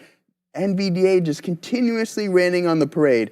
I haven't been putting too much of my time into watching these semis. I mentioned this countless times before, guys. There's other things that we can be watching other than some. Unless you're a bear, then that's fantastic. NVIDIA is probably working out really, really well for you. But I am going to be keeping my eyes off that. We have Broadcom putting in an early, really good session through those opening drives in the first half hour of the day, really strong, trading up all the way up to a high of 221 plus, so just under $222 on AVGO. So that was a really good look on that one. But guys, we are starting to slowly crawl higher on Bitcoin. So I think I'm going to take a little bit off the top. We do have a price target of the volume weighted average price. So we'll just take a little bit off there, guys, lock in some gains, and then see if we can go and press that 57.30 level. But guys, yeah, continue to let us know. AMD, everybody likes AMD, Satya, the advanced money destroyer. It's a crowd favorite. So let's see what this one is up to. Breaking some key support levels. I mentioned once we broke this key level here, Satya, around 127, I'm like, is there going to be some more potential downside here? And do we come and test this pivot? Like, we're back at some 23 level, or like late 23 levels. Yeah. So it's been a tough ride for AMD, no doubt. No, that honestly, I feel like that is a key. Like, I wouldn't necessarily get involved there because I feel like I want to see what it actually does at that level, to be honest. Yeah, you were looking at like 123, you said, right? Yeah, roughly, yeah. Let's see here. Like, let's see what I'm seeing here. Let's delete those. Yeah, I'm seeing the same type of thing. I feel like rather than getting involved here, because it does look like it wants to bounce a little bit on the day, and we kind of can get faked out on this Friday here, but I think that just waiting maybe a couple of days, maybe waiting until Monday or Tuesday of next week to see if we bounce off of that level or if we just break through it, I think is better for an entry rather than kind of just seeing if it gets to that level. And so I feel like that's how I would play this AMD trade. What else are you guys looking at? Someone saying, I hate AMD, long AMD. I mean, like I said, I think it's still a little bit too early to long her, to be honest. I mean, it is getting to that VWAP level, which I feel like can be a play that I'm looking at as of right now, but I don't want to see it wick at that 127.75 level. But it looks pretty decent as of right now. What time is it? 11:34. And so I can see a little bit like of a turn action here, and I like the fact that it's trailing that 9 EMA, but I still want to see that break and hold of that VWAP level. I think that's very significant. And then where I'd really want to get involved and I'd be more secure in this long is around 130. Yes, you're kind of losing out on that $4, but I feel like, I don't know, that's just my type of playbook trade. How about you? Yeah. I mean, I'm gonna avoid the semis for now because it's inflicted some pain. Fair. And it's like I just went over some data, and it's like if I'm not trading it well, there's no reason for me to continue to trade something. Right. Especially when we have a lot of other things in play, right? So it's like, okay, if you're not in sync with that stock, then why are you gonna try to force it? And as I like to say, why am I gonna milk a stone, right? Especially, yeah, exactly. So if it's not working out for me, then I mean, I think eventually it will come back in play, right? I mean, and fair enough. NVIDIA been on this monster run for the past couple of years, so a little bit of breathing is totally healthy, I think, for this stock. So I'm not going to complain about that. It will be back in play eventually at some time. But I want to just kind of build on what my intraday thesis was on Bitcoin and why I decided to trade IBIT. I know you guys say that I trade it a lot, but it's in play, so I have to. It doesn't matter. It could be anything. But what I was looking at here is we had this really big engulfing day here, Satea, and then we had a little bit of a breath on this candle here. So I was looking for somewhat to form an ABCD pattern or a 3-bar play with momentum on the latest day, this candle here, pushing us past that $102,000 mark. But as of right now, it has not been the case. But it's slowly starting to recover. As you can see, IBIT from an intraday standpoint is starting to pull back through VWAP and has recovered most of those losses from that selling. Still only up about 0.3% on the day. So keep that in mind. Can we go and test the higher days? I don't know. I think that's going to be a little bit of a tough one on the session. So let's see. Only time can tell on that front, guys. So we'll continue to monitor those ones and see what Bitcoin is up to. Someone asked me to put on the goggles. I'm sorry, I can't put on the goggles. We already got the goggles. Yeah, we already got the goggles on. Yeah, exactly. And I only put the goggles on when I'm in goggles, like Google itself. So yeah, fair, right. Fair. That makes sense. It totally makes sense there. Rich Buddy, Bitcoin. There's a cup and handle on the monthly. I think it's going to go parabolic. Unfortunately for me, I agree with you there, Rich Buddy. One thing I'm a little bit surprised about is how long this consolidative phase has been lasting. I thought because we were consolidating for a better part of like a couple months that this move would be extended a little bit longer, but that hasn't been the case. This is a total healthy breath. We did move up quite a bit, 20, 30% almost at that fact. So I think that if we continue to consolidate here, Satea, that we can make another additional move like that, and then we can maybe hit those $120,000, $130,000 price targets. What do you think? I think that's definitely possible, but I feel like if you are waiting for those moves, you should definitely have your, crypto on an exchange ready to kind of execute that order, because a lot of the time I feel like people have it in their wallet, and then once it hits 120, 130,000, let's say, then they want to transfer the coins. And when we're looking at, these chart patterns and we're looking at these wicks, we have to remind ourselves that they're there for probably a second, an instant, a minute, and so they're not going to stay there forever. It might just wick it and then come down. And so you really have to be ready to take that liquidity when it does come in. So I would say that if those are the prices you're waiting for, definitely set an alert, have your crypto ready, make sure that you have all the fees for whatever blockchain that you're using, and so you can make that transfer to your exchange. So I think that is very important there. But I still think, I feel like that breakout 102, we definitely can see 110, 120 and go from there. But I would say it's going to happen very quickly. So just be aware of that. One thing that I was looking at, though, going back to equities, is Costco. And so this was very interesting.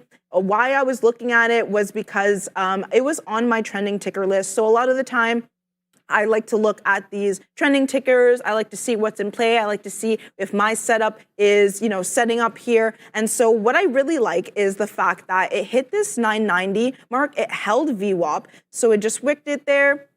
and then it's holding this VWAP level really strong. So as we can see here around this 992.84 mark, it's just holding, and then it's kind of going up. It's trailing this 9 EMA on the 3-minute, and we're looking to break around this level, this $1,000 mark. And notice we're at a psychological level, so I really want to see how it reacts at this level. Are we really? So it got to this 1,000 and what is it, 1,375, and it got a little bit up there, and we're crossing that $1,000 mark. But I really want to make sure that it's holding around that 995.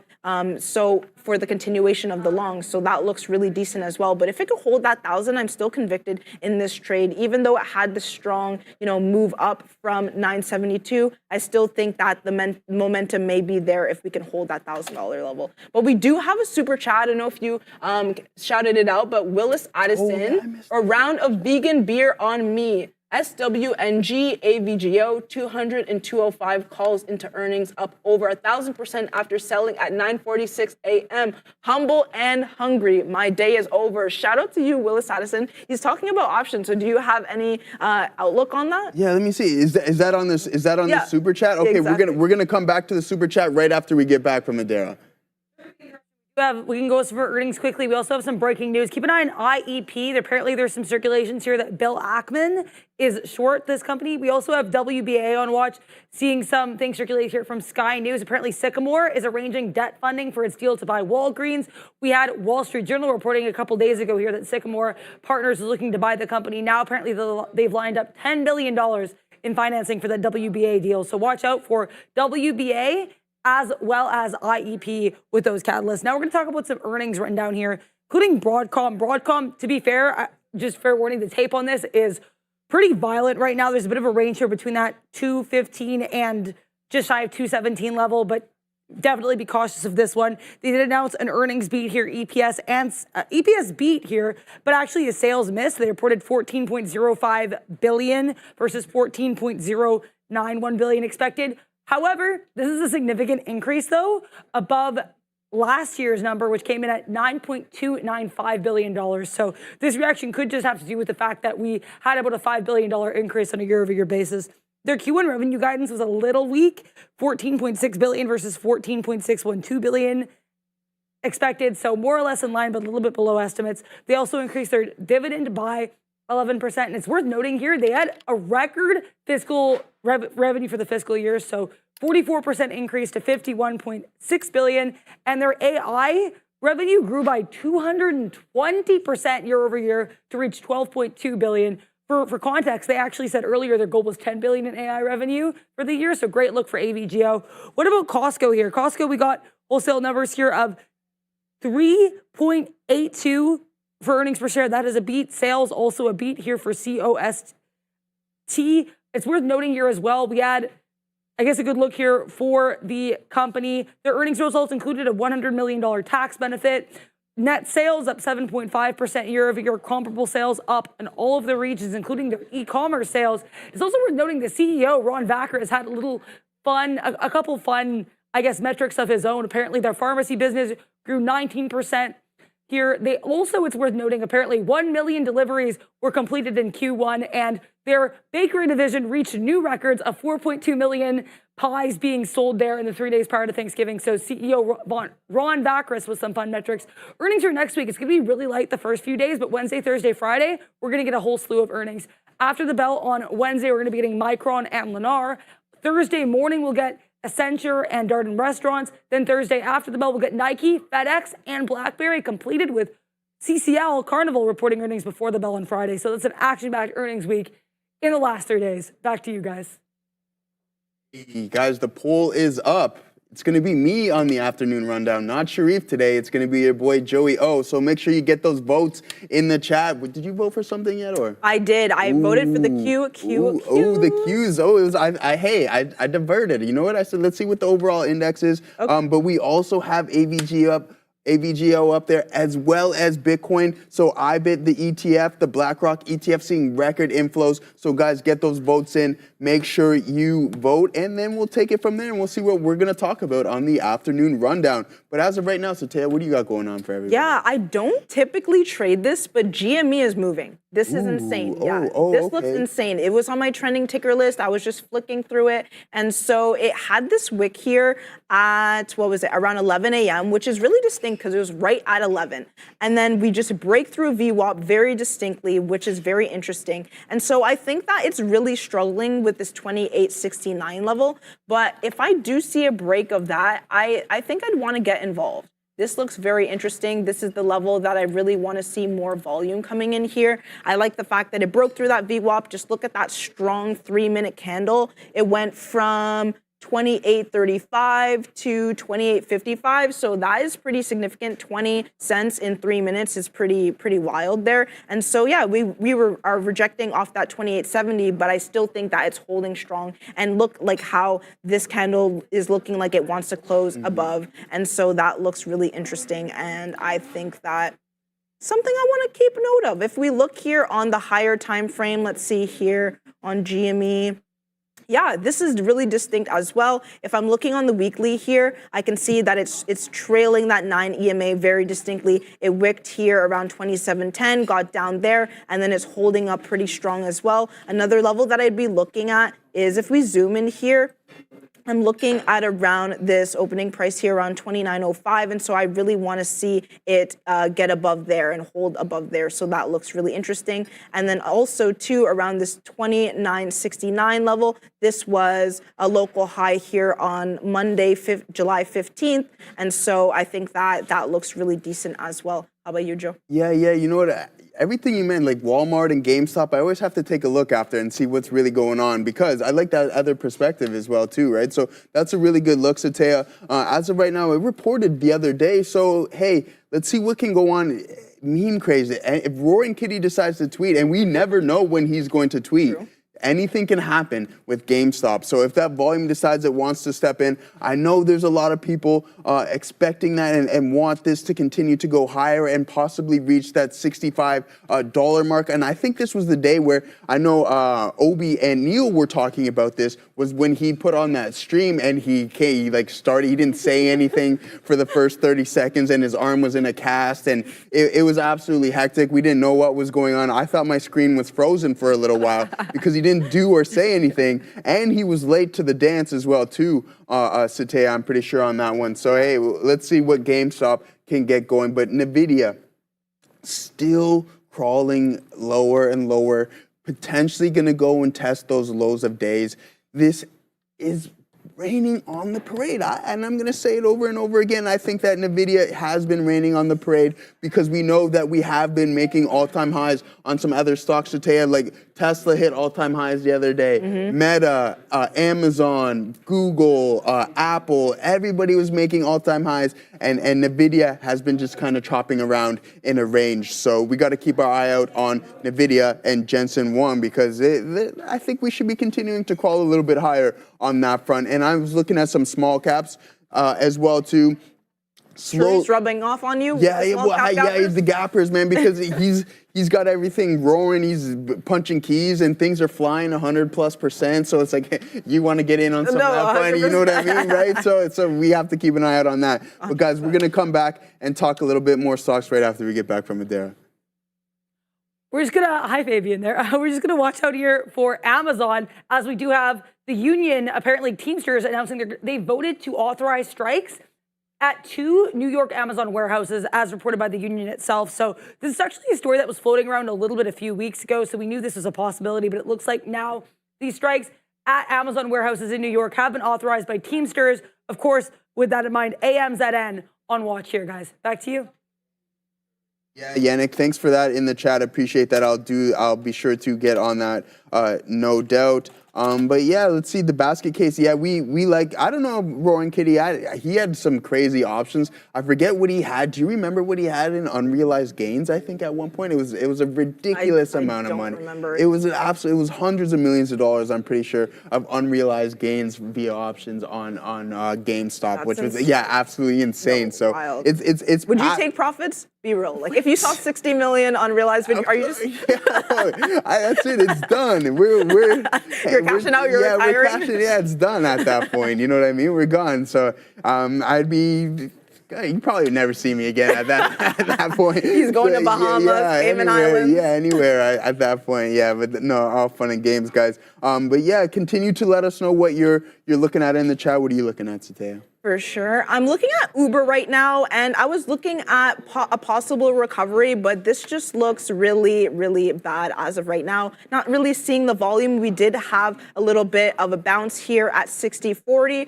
around 11 a.m., and I'm noticing a very distinct, at 11 a.m., I'm noticing that bounce happen on multiple tickers, but I really do want to see that volume. I want to see this hold. Okay, so we're seeing a little bit more volume coming in. I'm seeing increased volume here. And so that looks pretty decent, but I'm not convinced yet because we are still in a significant downtrend.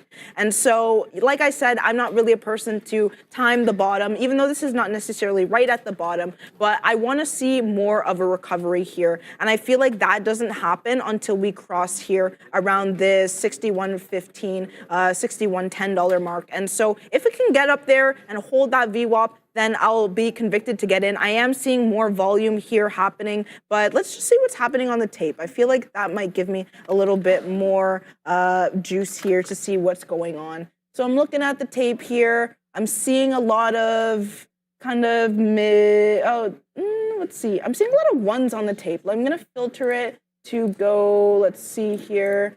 Let's make it 50.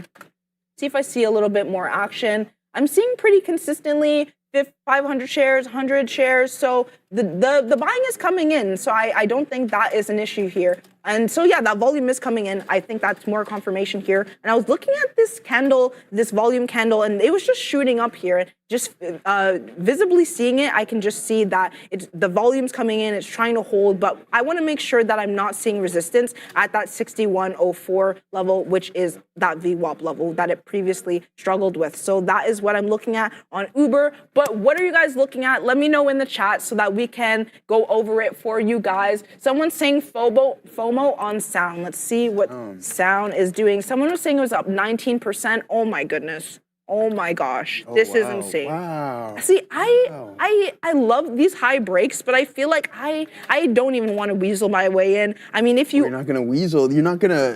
You're not gonna wet the beat. No, I didn't even get in, but like, I don't know. Usually, I like the high of day breaks, especially when it comes in for a second time. But I feel like the move really was here, right around this 14.75 mark here, at this pre-market high break.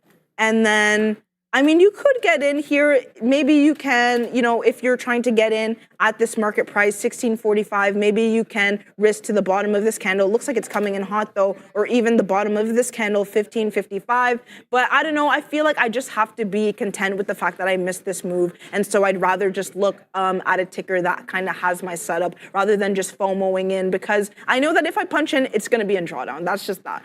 And so I don't think that I have the confirmation that I need. How about you, Joe? Yeah, no, and just speaking of SoundHound, this thing has been on an absolute tear. Like, look at this daily today. It's just been on an absolute monster move, putting in another big day here on SoundHound. So, I mean, you can't go wrong. Breaking the all-time highs on SoundHound, I believe. Oh, no, not quite, but previous highs on SoundHound. So, again, you can't go wrong with a stock that's trending like this, I don't think. So, continue to stay on the right side of the strength. And you might be sitting on some pretty pennies there. Adam DeLuce, where are you? I know everybody in the UK, the UK folk like to go to Ibiza and the Greek islands and stuff like that. So he says he's in some tropics. So let's see where our good friend Adam DeLuce is sitting. Yeah, exactly. But guys, Bitcoin is starting to crawl back, and it has recovered most of the losses that it put on earlier in the session after that really intensive selling. But I mentioned earlier, and I like that Satya pointed it out on Walmart, was just that this potential stopping volume,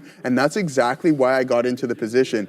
I don't know why that did that, but okay. Anyways, but guys, it's really key. So I'm not going to look to play reversals on any of these stocks unless I see these specific these specific signatures. Okay, so this is my indication in order for me to go in a reversal trade. I know I heard you saying before that you like to trade around the volume weighted average price. It's kind of your line in the sand. Yeah. Yeah, and I'm the same way, okay? So that's pretty much my playbook. I like to look for a definitive line in the sand, and that's usually the volume weighted average price for me. But when I see these definitive signals like Satya pointed out on Walmart, and as I pointed out here on iBit, this can insinuate a potential reversal signal, so that's why I decided to take this. So now, Satya, we're slowly starting to crawl back higher, pulling back a little bit, but potentially going to go and test that 57.79 level there on iBit. What else are you looking at? I just had a question about your chart. I've noticed that a lot of the time, like you get in below VWAP and then you start adding as it gets closer to VWAP.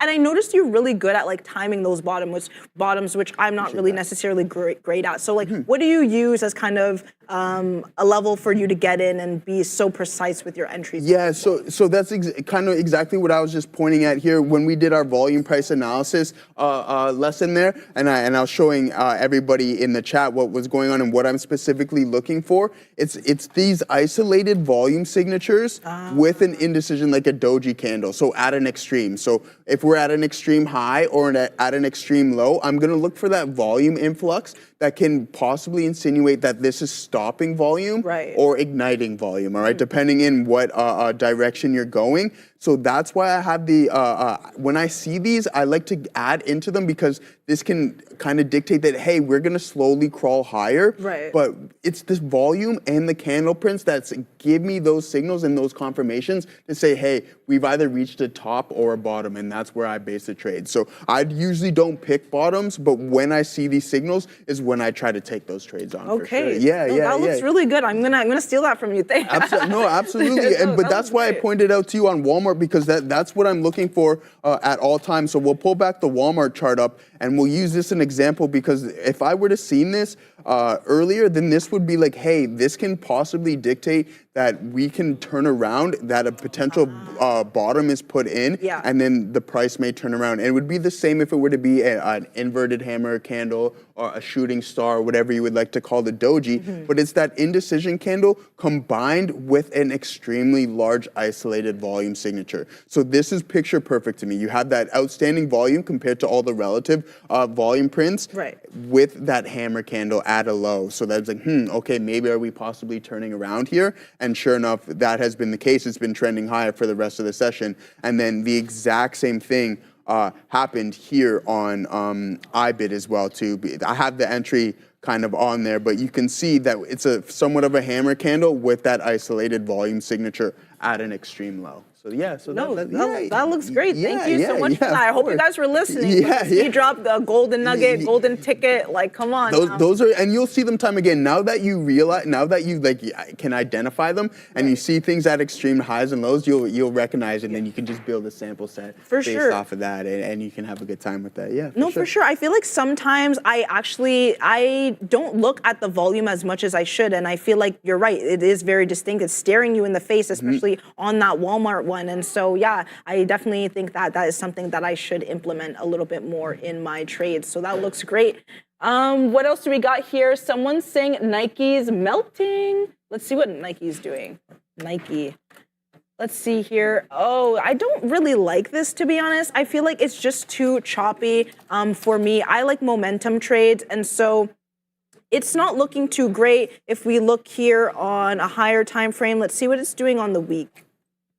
So on the weekly, it's looking pretty nasty and pretty ugly. As we can see that we do have this distinct downtrend here. I'm gonna make this red just to kind of signify that we are in this downtrend here. And so yeah, we are in this channel. And so we've been in this channel since December 18th.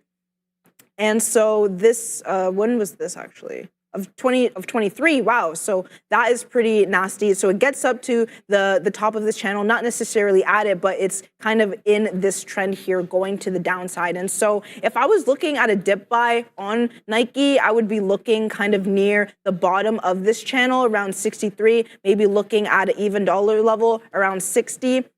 But I would say that this is also the bus stop level that I'm looking at, around 57.40. But I would say 60 is just more of a psychological level that I feel like it's more likely to hit rather than that precise 57.40. So that looks interesting. Did I miss the super chat? Just drop it. Just drop it. Yeah, kill okay. it. Yeah, kill it. Shout out to you both for always dropping that knowledge. Shout out to you, Yoel Rena. Sorry if I butchered that, but shout out to you. Thank you for showing love. We love you guys. And so, yeah, hit the bang for that one. Hit the bang. And so we love you guys. Shout out to that. But we also want to know what else you guys are looking at in the chat. Someone's saying SoFi news. Let's see here. Let's take a look at SoFi. Oh, wow.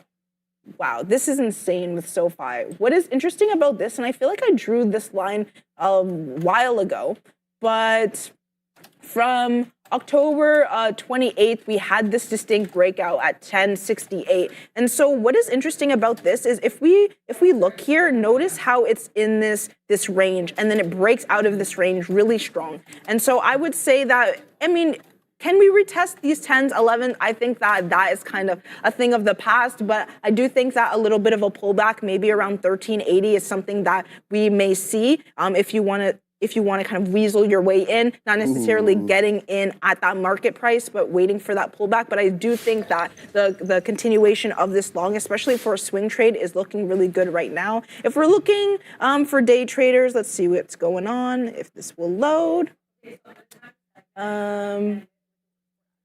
This is really interesting to me as well. I like it for the swing trade. This looks really decent for a long a day trade as well.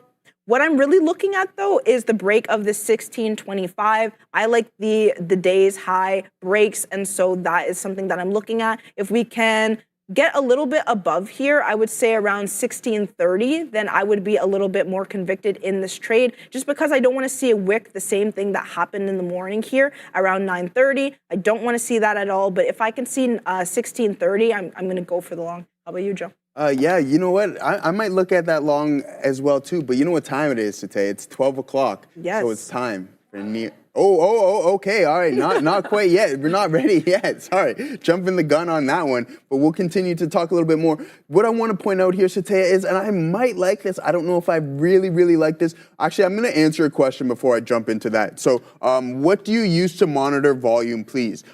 Escape Planet. It's just classic volume. So this is what I would like to refer to as volume by time, all right? So we know we have the volume point of control, which is essentially volume by price, but this is volume by time signatures, okay? So I think 1,000, even 100% of all platforms will have volume by time, but yeah, we're gonna send it off to Adara, and then we're gonna send it to Neil for his lesson of the day. A push to the downside for the Qs, which are still up about 0.3%, but that's likely because we were up about 1%. Near day's highs. Now let's talk about the SPY, which is actually down in the day right now, though pattern-wise, these are actually looking pretty similar. That long leg to the downside, topping tail candles, and attempts to recover. Also with regards to SoFi itself had no catalyst, but Affirm did, so this could be a sympathy play. Affirm announcing here a $4 billion loan deal with 6th Street to boost buy now, pay later growth. It looks like that's the catalyst this could potentially be running on, so keep an eye on that. Also, though, lots to keep an eye on here in this market. We had earnings here for Broadcom, Costco, and RH there, so a lot in the earnings space. Of course, we still have crypto on watch. Dogecoin, I was just seeing Dogecoin market cap reaching $60 billion. We had some midday catalysts as well with Green Boots Alliance, and finding out some more details about its Sycamore deal is reported there by an individual. But let's take a look here at Broadcom, which is one earnings name that's been really interesting. We get to a bit of a double top here at that 221 level and push to the downside. They did beat on earnings per share, missed on sales, but their sales did increase by roughly $5 billion on a year-over-year basis, and they reached record AI numbers. So still generally a good look here for AVGO. We also had Tesla, which is on watch. This is the only strong name here on the Mag 7. And looks like it's part of this, and Broadcom probably lifting up the Qs. In terms of catalysts today, we did have some reports that the new Trump team is going to be potentially looking at limiting this NHTSA, or the National Highway Traffic Safety Association rule, that has resulted in Tesla having to report a lot of incidents. So we can keep an eye on TSLA here. But also, just going to do a brief thank you here to our sponsors at Worksport. Introducing new discovery in the NASDAQ. Worksport, ticker WKSP. Worksport is a US-based manufacturer and is rapidly expanding with growing revenues, government contracts, and innovative green energy products designed to power your life off-grid. Whether you're on the move or seeking sustainable energy solutions, Worksport has you covered, and they're now trading on the NASDAQ under WKSP. Discover the future of clean energy with WorkSport. Make sure to like and subscribe to the stream if you're enjoying what you're watching. Participate in our poll for our rundown at 3 p.m. Vote for your ticker of choice. And check out Neil and his lesson of the day. He's going to be right over there. Take it away, Neil. Thank you very much, Adara. Your lesson of the day inspired a little bit by questions we've been getting in the chat about stocks like UNH, stocks like MSTR sometimes. Certainly Uber falls into that category, AMD. They have something in common. They're all trending down. Every day we come in, they just feel like they're weaker and weaker, and everyone's trying to catch a bit of a bottom. And there was something, I'm going to start off by saying something I was talking with my physiotherapist last night, because with regards to MSTR and Tesla and some other stocks. And when he was telling me about liking MSTR, looking for a place to get in, what I sort of said to him was like, always understand the difference between a trade and an investment. I always consider an investment something that, if nothing terribly fundamental changed in the company and the stock and it went down 25 or 30%, I would absolutely want to buy more. And if the answer isn't yes to that, then is it really an investment? Like, do you really believe the company is a good investment if nothing terribly changed and you could just, in the chart, legitimately trade it down? I'm not talking about like magically you get that price. Would you still buy it? If the answer is no, maybe you should consider trading that stock. A lot of times we want to get a good deal. And I don't want to talk about a day trade today. I want to talk about what you can look for signs that at least there might be a reason to get into something which is a falling knife. I'm not going to get into the politics and everything that's behind UNH going down. I think we all understand what's going on here. It's out of favor. And every single time it's dipped into what looks like a support level and bounced, it's still dropping. And one of the things I always talk about is if it's trending down, if a stock was trending up, why do we have no trouble holding it till it gets to the high when it's trending? Or we're more likely to think it's getting to the high. But when a stock is doing this, we don't have any reason to believe it's going into a supply zone. This is not terribly complicated. There was a key level here at 510, which is trying to bounce off of. If it doesn't break the trend here, why would it not be headed down underneath $500 to 480? Like, shouldn't that be the default position in something which has formed a new trend? This is a new event, reversing the high and trending down. And it just confirmed the downtrend the last couple of days. So before we think about, oh, it's an automatic buy at X or Y, why don't we allow it to either get to the price where there has been some obvious supply and significance, or let it reverse the trend? If it's done neither of those things, why are we always in such a rush to get in? Now, I will grant you, on Uber, that seems like it's getting close. Uber, bad news, or what is perceived as bad news with GM and getting away from Cruise, and then you have this consolidation, breakdown another level, we're getting another consolidation. Like, let it come to you. Why isn't it a short until it's not? Obviously, there is a big supply zone, and it seems like it wants to test it. As a day trader, the thing you can do is just look for short setups. But the more tricky one, and where this all started from when I was talking to my physiotherapist, was everybody wants to catch like SMCI when it bottoms out, or get the bottom on MSTR. And the MSTR is the perfect example of something that if you actually waited for confirmation that a key level was holding, and short seller report, MSTR comes back in, clearly you can find a significant level at 350. It bounces it once. Oh, you know what? You don't have to have it then. You know what patience does in a downtrend? It bounces twice. And what does patience do again in a downtrend? It bounces a third time. This is proof that you don't actually have to get the bottom. You just have to observe the bottom and then trade off the bottom that you observe. And if you miss it, who cares? So like, really, should we be losing sleep about missing out dip buys on downward trending companies, stocks? Why? If you miss a dip buy in an uptrend on a stock that you like, then you should not be happy with yourself. It's like, I missed a really good opportunity. But if you missed a chance to catch a falling knife, who cares? Either it does show you a bottom and you're joining that bottom, or wait for the next best opportunity. And and again, I don't want to sound like I'm preaching or anything, but this really, and I know this isn't a day trade that usually I'm going to go over, but this is such a common thing that we get time and time again. When should I buy X? Where's a good price to buy Y? When should I get back into this? Where should I hold this stock to? And almost every single time that question is coming from a stock that is just in a downward trend. And we're not willing to wait until buyers emerge. There's a power to finding where big money gets in or is comfortable getting back in position, or at least at a minimum stop selling. When you can find those types of levels, all of a sudden you have something to trade off of. We already showed liquidity grab on MSTR. Look at the liquidity grab, biggest pullback. Look at the liquidity grab. Where did it open the next day and hold? 360. 360 again. You don't even need to have it there. 360 again, win. 360 again, win for a couple of days. Just wait for the level to emerge, show some patience, and you can be good to go. And I have to end with this, and I know this is not bullish, but when we talk about support and resistance and supply zones, MSTR today, I'm slapping a big, I wasn't watching it, but I'll slap a fail for not watching it. When a stock makes this kind of a move going into the close, late money matters more. And MSTR dumped the you-know-what in the end of the day. And the key thing here is not so much that it sold off at 404.5 underneath 405. It's that when it got back up here, Bitcoin bounced back over 100,000 and is holding above 100,000. And yet there's still sellers on this stock. So yeah, you've been able to bounce off the 350, but support and resistance matters. It actually showed you a sell again this morning, and that was an obvious level to work off of. But the real lesson here is we shouldn't be rushing to find reasons to buy downward trending names. What we should be doing is be extra patient. You should be more willing to miss a trade in a stock that's trending down, getting that bottom.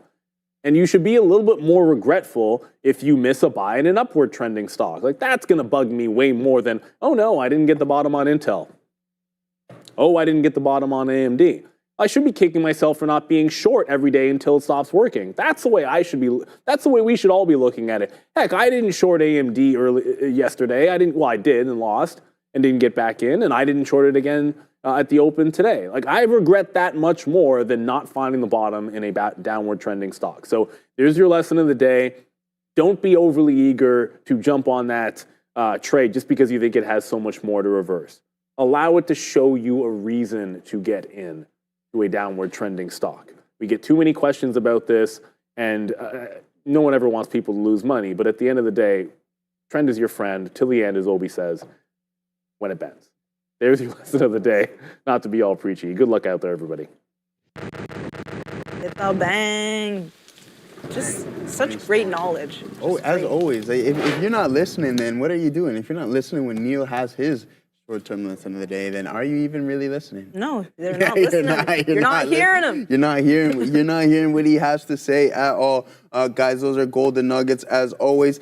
And you know what? Today I was going to take a little bit of a trade here on AVGO because it's exactly what we were just talking about not too long ago, correlating volume and price. And then we have that indecision candle on the 5-minute on AVGO. The volume signature isn't there, but with a strong trend like this, hovering a little bit below VWAP, I would have liked to participate in this one. But so far, it seems the ship has sailed on that front. Oh, but it looks like you're in a couple positions. Yes, so talk to us. yeah, for sure. So I just got filled on SoFi at 1630. I said I was going to get in there. And then I also got in on Roblox at 11s. And so I wanted to get in at 04s, but I feel like I'm asking for a little bit too much. It did get to around 07s, and I saw it's kind of stalling there for a bit. If we go here, on Roblox here. Yeah, I really wanted that 04s. It kind of got to that level a little bit, but I saw it printing 07s. It stalled there for a little bit, and I'm like, I should really punch in right now. But I'm just like, no, let me stick to my guns. And then I kind of regret that, to be honest, because that was a great trade. I feel like I should really seize those opportunities when they happen because they don't happen too often. And a lot of the time I'm pretty good at, detecting when there's a little bit of a stall there. But I mean, I just wanted to stick to my plan. And so sometimes sticking to your plan, it doesn't work out in the way you want it to, but it's working out pretty well right now. And I'm going to let that ride. For Roblox, I'm looking to take profits around 60-40. I feel like I'll take a little bit of a piece off there. And then if I like what I see, then I will add a little bit there. But I want to see what it does at that 60-40, if we can really hold strong and see just a strong green candle there, or if it wicks off of that level. And then also going on SoFi. So they kind of look similar in the way that I'm looking for this this previous high kind of break here. And so it's at 32s right now, as I got in at 30s. And so I'm looking at 1640 for this one. And then for Roblox, did I say 40s on this one too? Yes, 40s on that one as well. And so looking at 20 cents for both trades. How about you, Joe? Ooh, yeah, beautiful stuff there. So hopefully those continue and will work out for you. But yeah, we're just holding off on some IBIT. It's unfortunate that I missed that AVGO trade, but that's okay. There's always going to be another opportunity, especially we still have some time on the session. And Yoel Reyna, do I believe that the NVDA hype is supposed to increase by 30% early next year? Early next year, I don't know. I mean, they're continuing to have blowout quarters, extreme demand for the Blackwell chip. So again, I do think that NVIDIA is going to increase. We do have a bunch of analysts after that report gave the price an upgrade up towards that $170 price target. So, I mean, chopping around in these levels, accumulating some shares, and then potentially taking that second leg higher, I think that the hype is real. There's no doubt about it. But when it's going to happen, only time will tell. And unfortunately, that's one thing that we have to be patient with in the market is we have to be really patient and wait for things to start working out. So, Taya, what do you think? Because as much as we'd like to jump the gun, we don't want to anticipate too much. We'd like to participate in these because we're little and we're small on that front. We let the big boys do all the price movement. No, and we just jump on the bus. and we just ride the wave. Yeah, we just ride the wave. That's what we do. We just ride the wave. So once that wave starts to formulate, then you can look to participate on that front as well too. But guys, so Taya, on our SPY poll that we do, so we do at 1 o'clock every day, we do a long and short collective trade. We got 240 votes, but we like to hit around 1,000. So come on, tell the people we got to get to 1,000. Get it up. Get it up. Go. Yeah, raise those 1,000. 1,000. Yeah, we need that. It's Friday. It's Friday too. Friday the 13th, in fact, at that. So there's every reason for us to turn this ship around, Sataya, because you've seen what we were up, a whopping $3. Yeah. Right? A whopping paper dollars. So we need to turn this around and get back on the positive side of things. How are your trades working out? For sure. So I'm looking at it. They kind of reversed on me a little bit. Let's see what's happening here on Roblox. I'm still pretty convicted in this trade. I feel like I might hop out if it hits around 59.99, 59.98. I find that I like it to stay above those even dollar levels, and then if it does break it and come back up, then I'll get back in. It's just something that I like to do just so that I'm not incurring too much downwards risk, because if it truly is going to go to the upside, then it should break that $60 level again. And so I don't want to hold it down and then hope for it to come up. I'd rather just get out, wait for it to drop, and then come hop back on that bus when it does. But it's holding that 9 EMA right now at 60. It's at that 9 EMA. It is a psychological level. So those two confluences are giving me more conviction in this trade. So I'm going to let it ride, and it's doing its thing. So I think that I'm going to let that ride. And then with SoFi here, this one, it looks like this one's going to be more of a little bit of a trickier trade. I feel like I don't really like when it kind of chops like this in this motion. It's more of a psychological thing rather than the price action being bad per se. But I don't know. I just feel like I just need to be in these type of trades more often to kind of be more convicted in it. But I do like the action. I do like the fact that it's trailing that 9 EMA. It has this kind of this kind of action here where it hits this red trend line, it hits there, comes down, but then it's still holding that 9 EMA. So that looks really good. Might just be a little bit of a chop, but I'd say that it's still going to the upside. And so I just need to be, content with the fact that not all of my trades are just going to be a straight green candle, because that is what I'm looking for.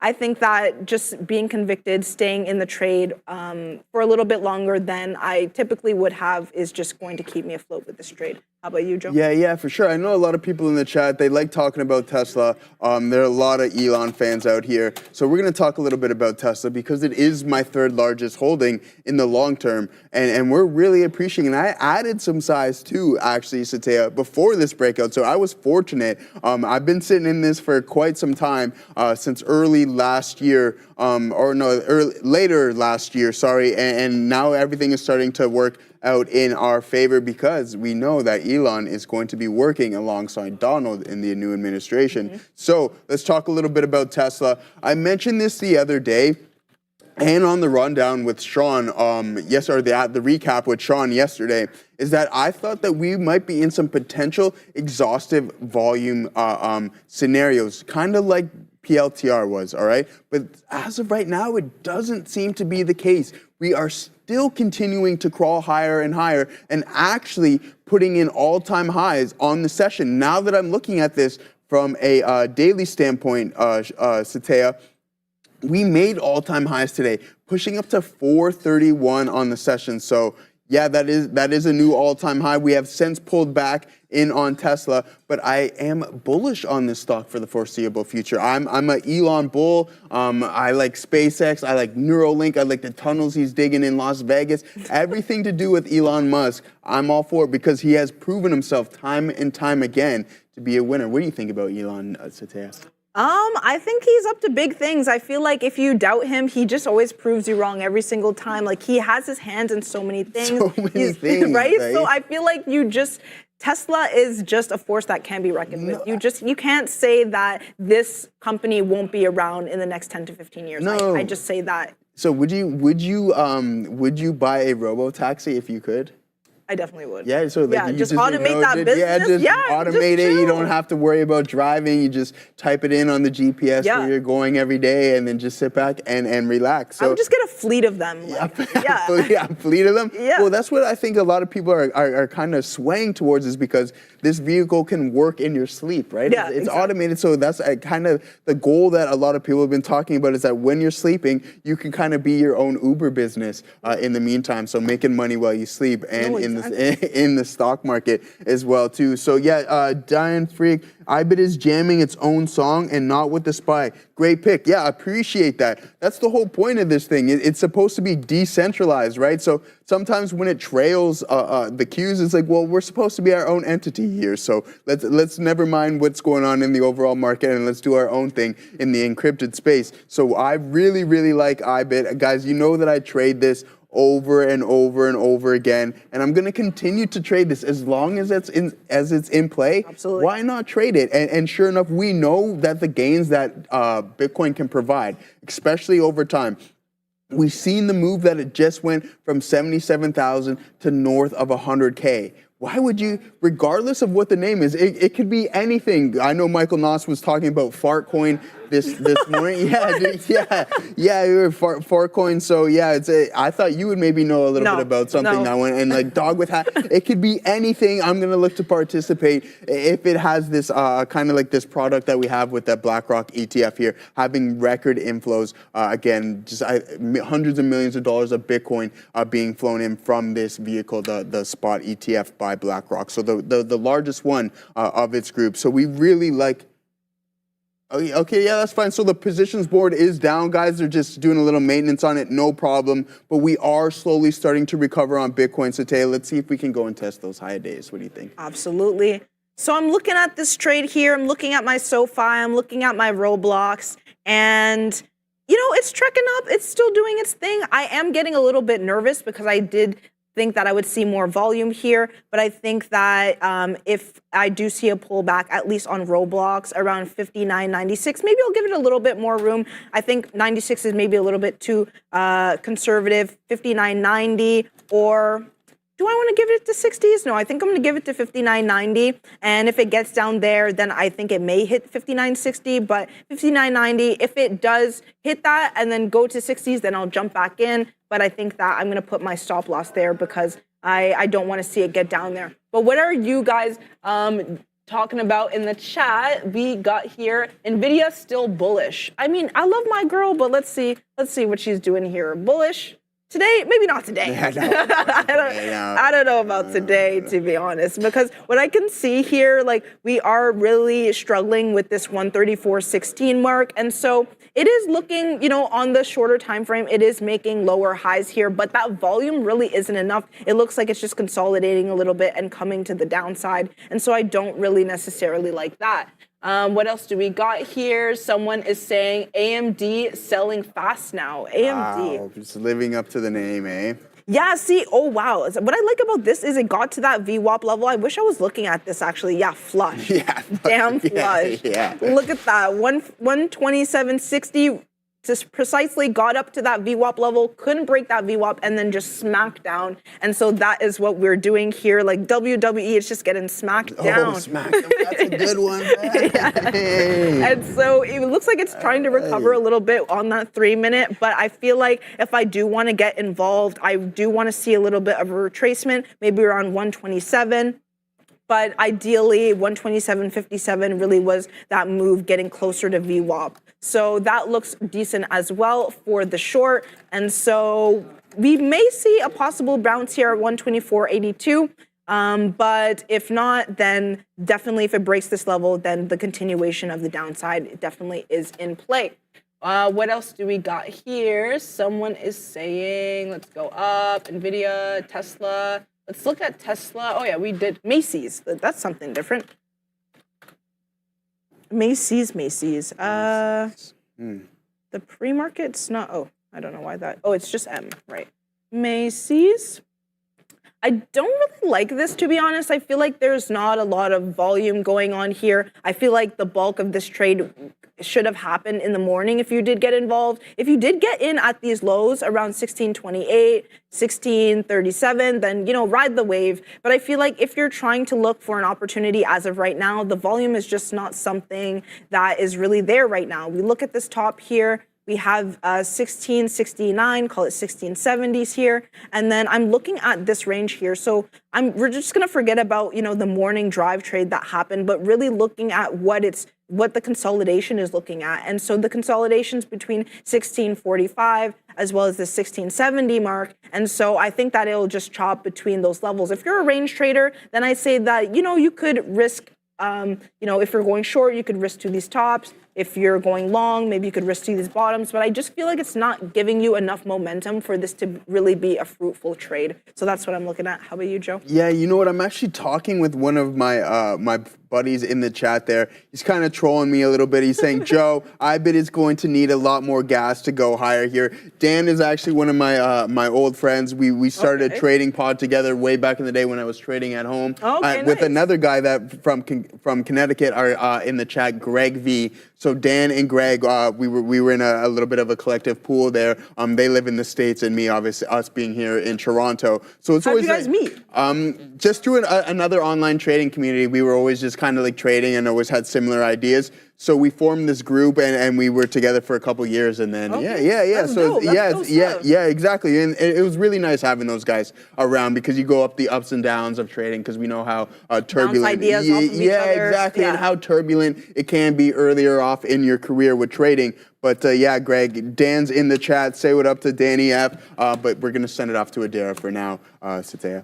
For sure. Just be aware here of Taiwan Semi. This one is up here about 4.2% right now, TSM, though it is definitely removed from day's highs. Initially looked like this was trading higher because we had a statement from International Data Corp or IDC that the company is likely to have a 67% foundry market share by the end of 2025. They also forecast significant revenue increase for TSM, but we actually have a new catalyst coming through. I'm seeing this circulate on social media. Nikkei reportedly saying that TSMC's or Taiwan Semi's first Japan fab is actually on track for mass production by the end of the year. So keep an eye here on TSMC with this Japan production story, guys. Back to you. Dig into that one a little bit there, Adara. I like some semi talk because we know that We need TSM. Yes. Was it TSMC? Yeah. So we need them. I know Nvidia is chewing up a lot of share for them. So again, good on TSM. I think they're building some new plants as well too. So that can be interesting. We'll see what's going on the forefront of that. But what do you got going on there, Satya? For sure. I'm just looking at those trades that I was in, and I'm trying not to fret too much about it. With the SoFi trade, it got to this 1620 mark. There's a wick on there on the 3-minute, and it did have like this strong wick up, and it closed around 1626. So this looks decent as well. I'm gonna let that ride a little bit. I do think that I will put my stop loss around 1615. I don't think that I want to hold it all the way down there. I mean, it's possible that it can bounce off of that VWAP level, but I think that that is just a little bit too far from my entry. So I'm going to take, just keep an watchful eye out for that.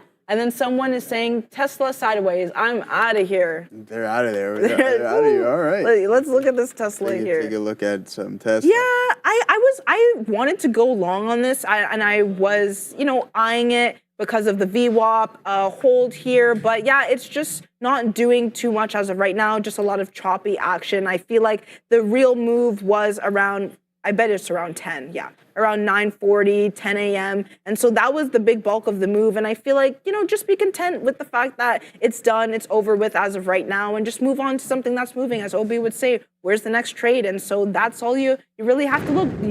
There's so many tickers that you could look at. It's not like it's crypto where if Bitcoin or Ethereum's not moving, then there's nothing else that you can really trade. There's so many sectors that you can look at in the equities market. And so just, take a look around, look at trending ticker lists, look at dividends, look at trending ticker lists, dividends, and just so many other things. And so someone's saying SPY making a double bottom, it seems, will be going back up, hopefully. Let's see here. SPY. SPY. It doesn't look like it's bouncing as of yet. I really do want to see a bounce around this, I would say 600, to be honest. I say it may break this bottom here around 603.08. I think that we may break that level here. But if we do see a bounce, then possibly, but I don't think that it's enough to really bring it up. But are we going to Adara? Yeah, we're gonna head it off to Adara. Okay, sure. Crapstock, what is that? What kind of comment is that? That is insane. You see it in the chat. No. Guys, we're gonna send it off to Adara here. We do have here the Russell 2000 is certainly on watch because this is actually down more than 1%, near a double bottom here around 233.3. So keep an eye on that. In terms of small caps on watch, there is WKEY. That's WiseKey with a float of about 3.2 million shares. And it's worth noting as well, this one actually had a catalyst with regards to SpaceX, apparently going to be doing a satellite launch with SpaceX on January 15th, 2024. So keep an eye on that. We also have Cumberland Pharmaceuticals. This is a nice little bull flag for CPIX. And now, this is no new catalyst for this one today, but they did announce on Tuesday they did get FDA approval for a supplemental new drug application there for acetadote. So keep an eye here for CPIX. Last but not least, friend of the show, Worksport WKSP, up about 15% here. We announced this catalyst earlier, but they did announce some milestones, including a 127% here increase in new deal growth. So good look there. Also worth noting here, they actually are announcing they're looking to invest in BTC and XRP. So we already heard some crypto investment talks from WKSP. Looks like that's going to continue to come to fruition. Also, just be aware here, Josh Brown currently speaking about Uber on CNBC. So watch UBER. Back to you guys. We all know about the Josh Brown pumps. Are you familiar with Josh Brown from CNBC? No. Oh, yeah. So whatever he buys, it's like kind of like a roaring kitty kind of. But this guy's legit. He's part of Ritholtz. I think he's the kind of the lead analyst, or not the analyst, but the head guy there at Ritholtz. So anything he buys, the market just starts pumping because he does so well for himself. So do you usually like follow that train? Like if they're saying something on the news, do you usually jump on board, or like what's your kind of no? Like I won't just like blindly jump in. Obviously, I'll do my own due diligence and stuff like that. But I definitely take into consideration what they say. So speaking of CNBC, I've like a couple analysts there. Tom Lee from Fundstrat and then Danny Ives from Wedbush. Those are like my two head guys. If they're saying something, I'm definitely going to take into consideration what they have to say. There's no doubt about that. Yeah, for sure. But Pedro Khan, Joe, got into an Apple 245 put when it was at 249. Can you say printing? No, I can't say it, but I will say storm. It's an absolute money storm. That's even better than printing. Yeah, catch it, because it's just raining everywhere. So congratulations to you, Pedro Con. Nice trade there. And let me know in the chat, did you buy those out the money? So you're just collecting pure extrinsic value on that front? Congratulations to you. Yeah, Sean James. Thanks, Josh. Exactly. Uber is moving now. Okay, everybody's talking about Uber, Satea. Let's pull up, oh my days. Okay, here we are. It's moving? Yeah, look at this. The volume stepping in. It is now absolutely pumping. This thing was absolutely been destroyed ever since that the news that Waymo was going to be entering Florida. So now they're going to be looking to take a little market share from Uber, but now we are starting to recover, putting in this amazing candle and this crazy volume. Let's see if we can participate in this somehow. Let's break it down a little bit to the 1 minute. Okay, so that volume is continuing, but I want to zoom out a little bit here, Satea, and see what we got going from a daily standpoint. Ow. Ouch. So yeah, this was the day that I believe it was announced that Waymo was going to be entering into the Sunshine State. Stop embarrassing me when I hit that. There we go. Beautiful. And yeah, down almost 17% off of that day. So it's been a tough ride since that announcement came out. And now we're slowly starting to recover. So let's see if we can bounce. Josh Brown getting involved here on Uber. Satea, what are you cooking up?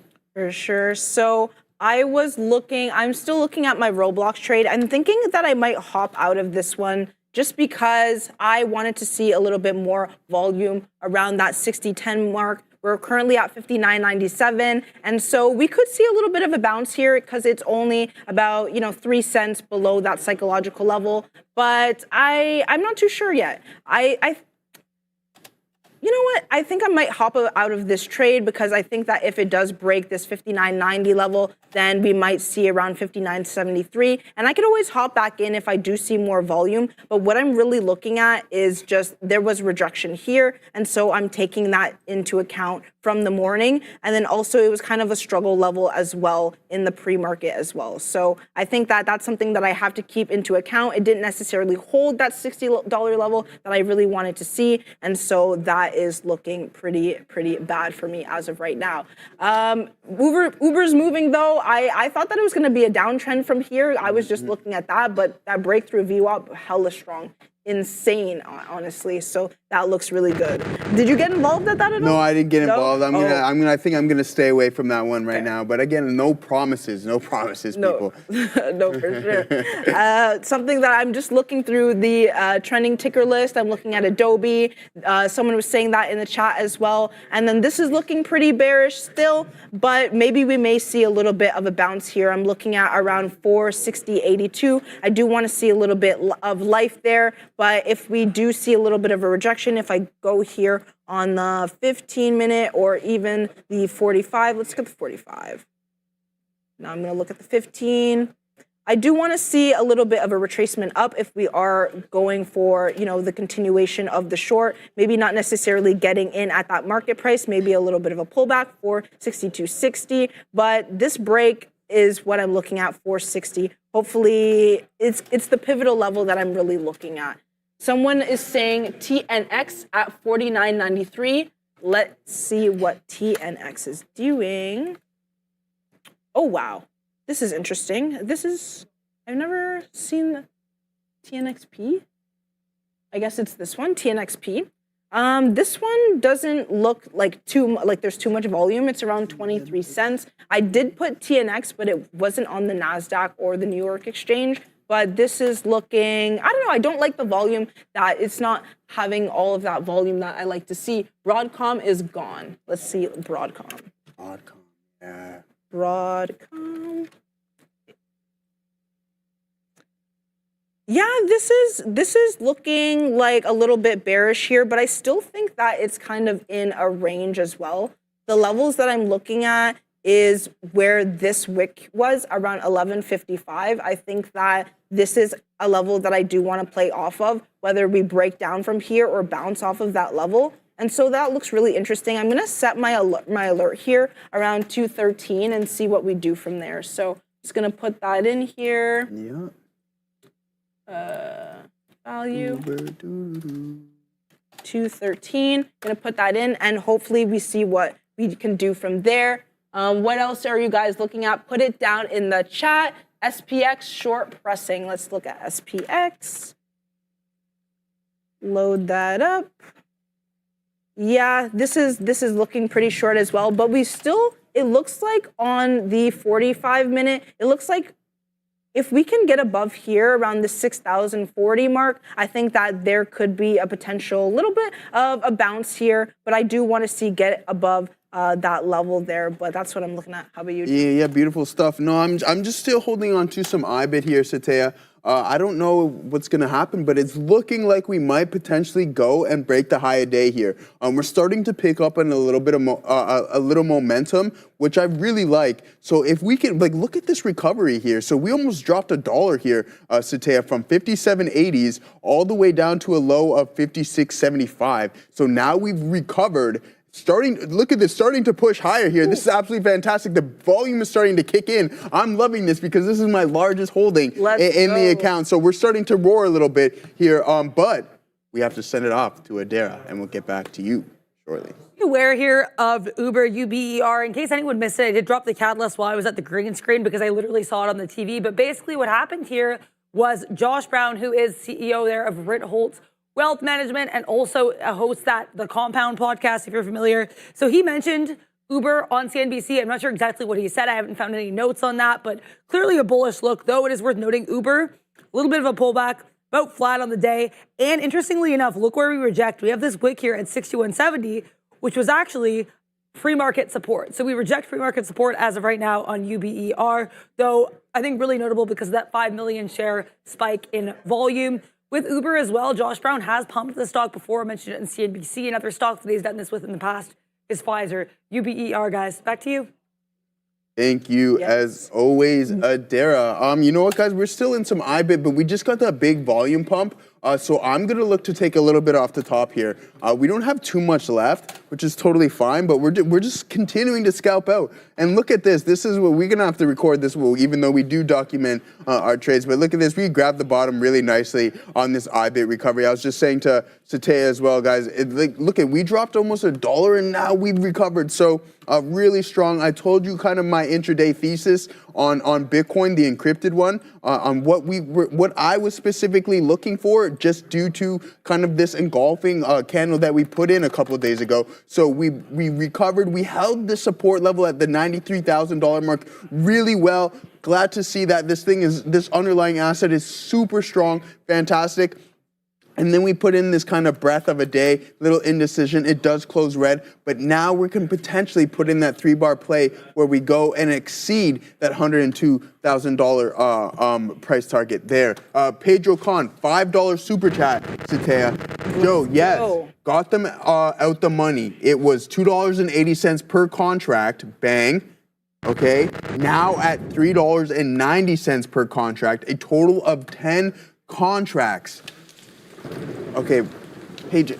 So we need to know where Pedro is from because drinks are on him tonight, to say the very least. No, when you're putting up money like that, drinks are on you, my friend. What do you think about that? Yeah, send them over. Send those drinks express. Like, come on, you got the money for it. Well, Let's go. They have Venmo. We have e-transfer, so you can e-transfer me or Satea. And Bitcoin, Ethereum, we take it all.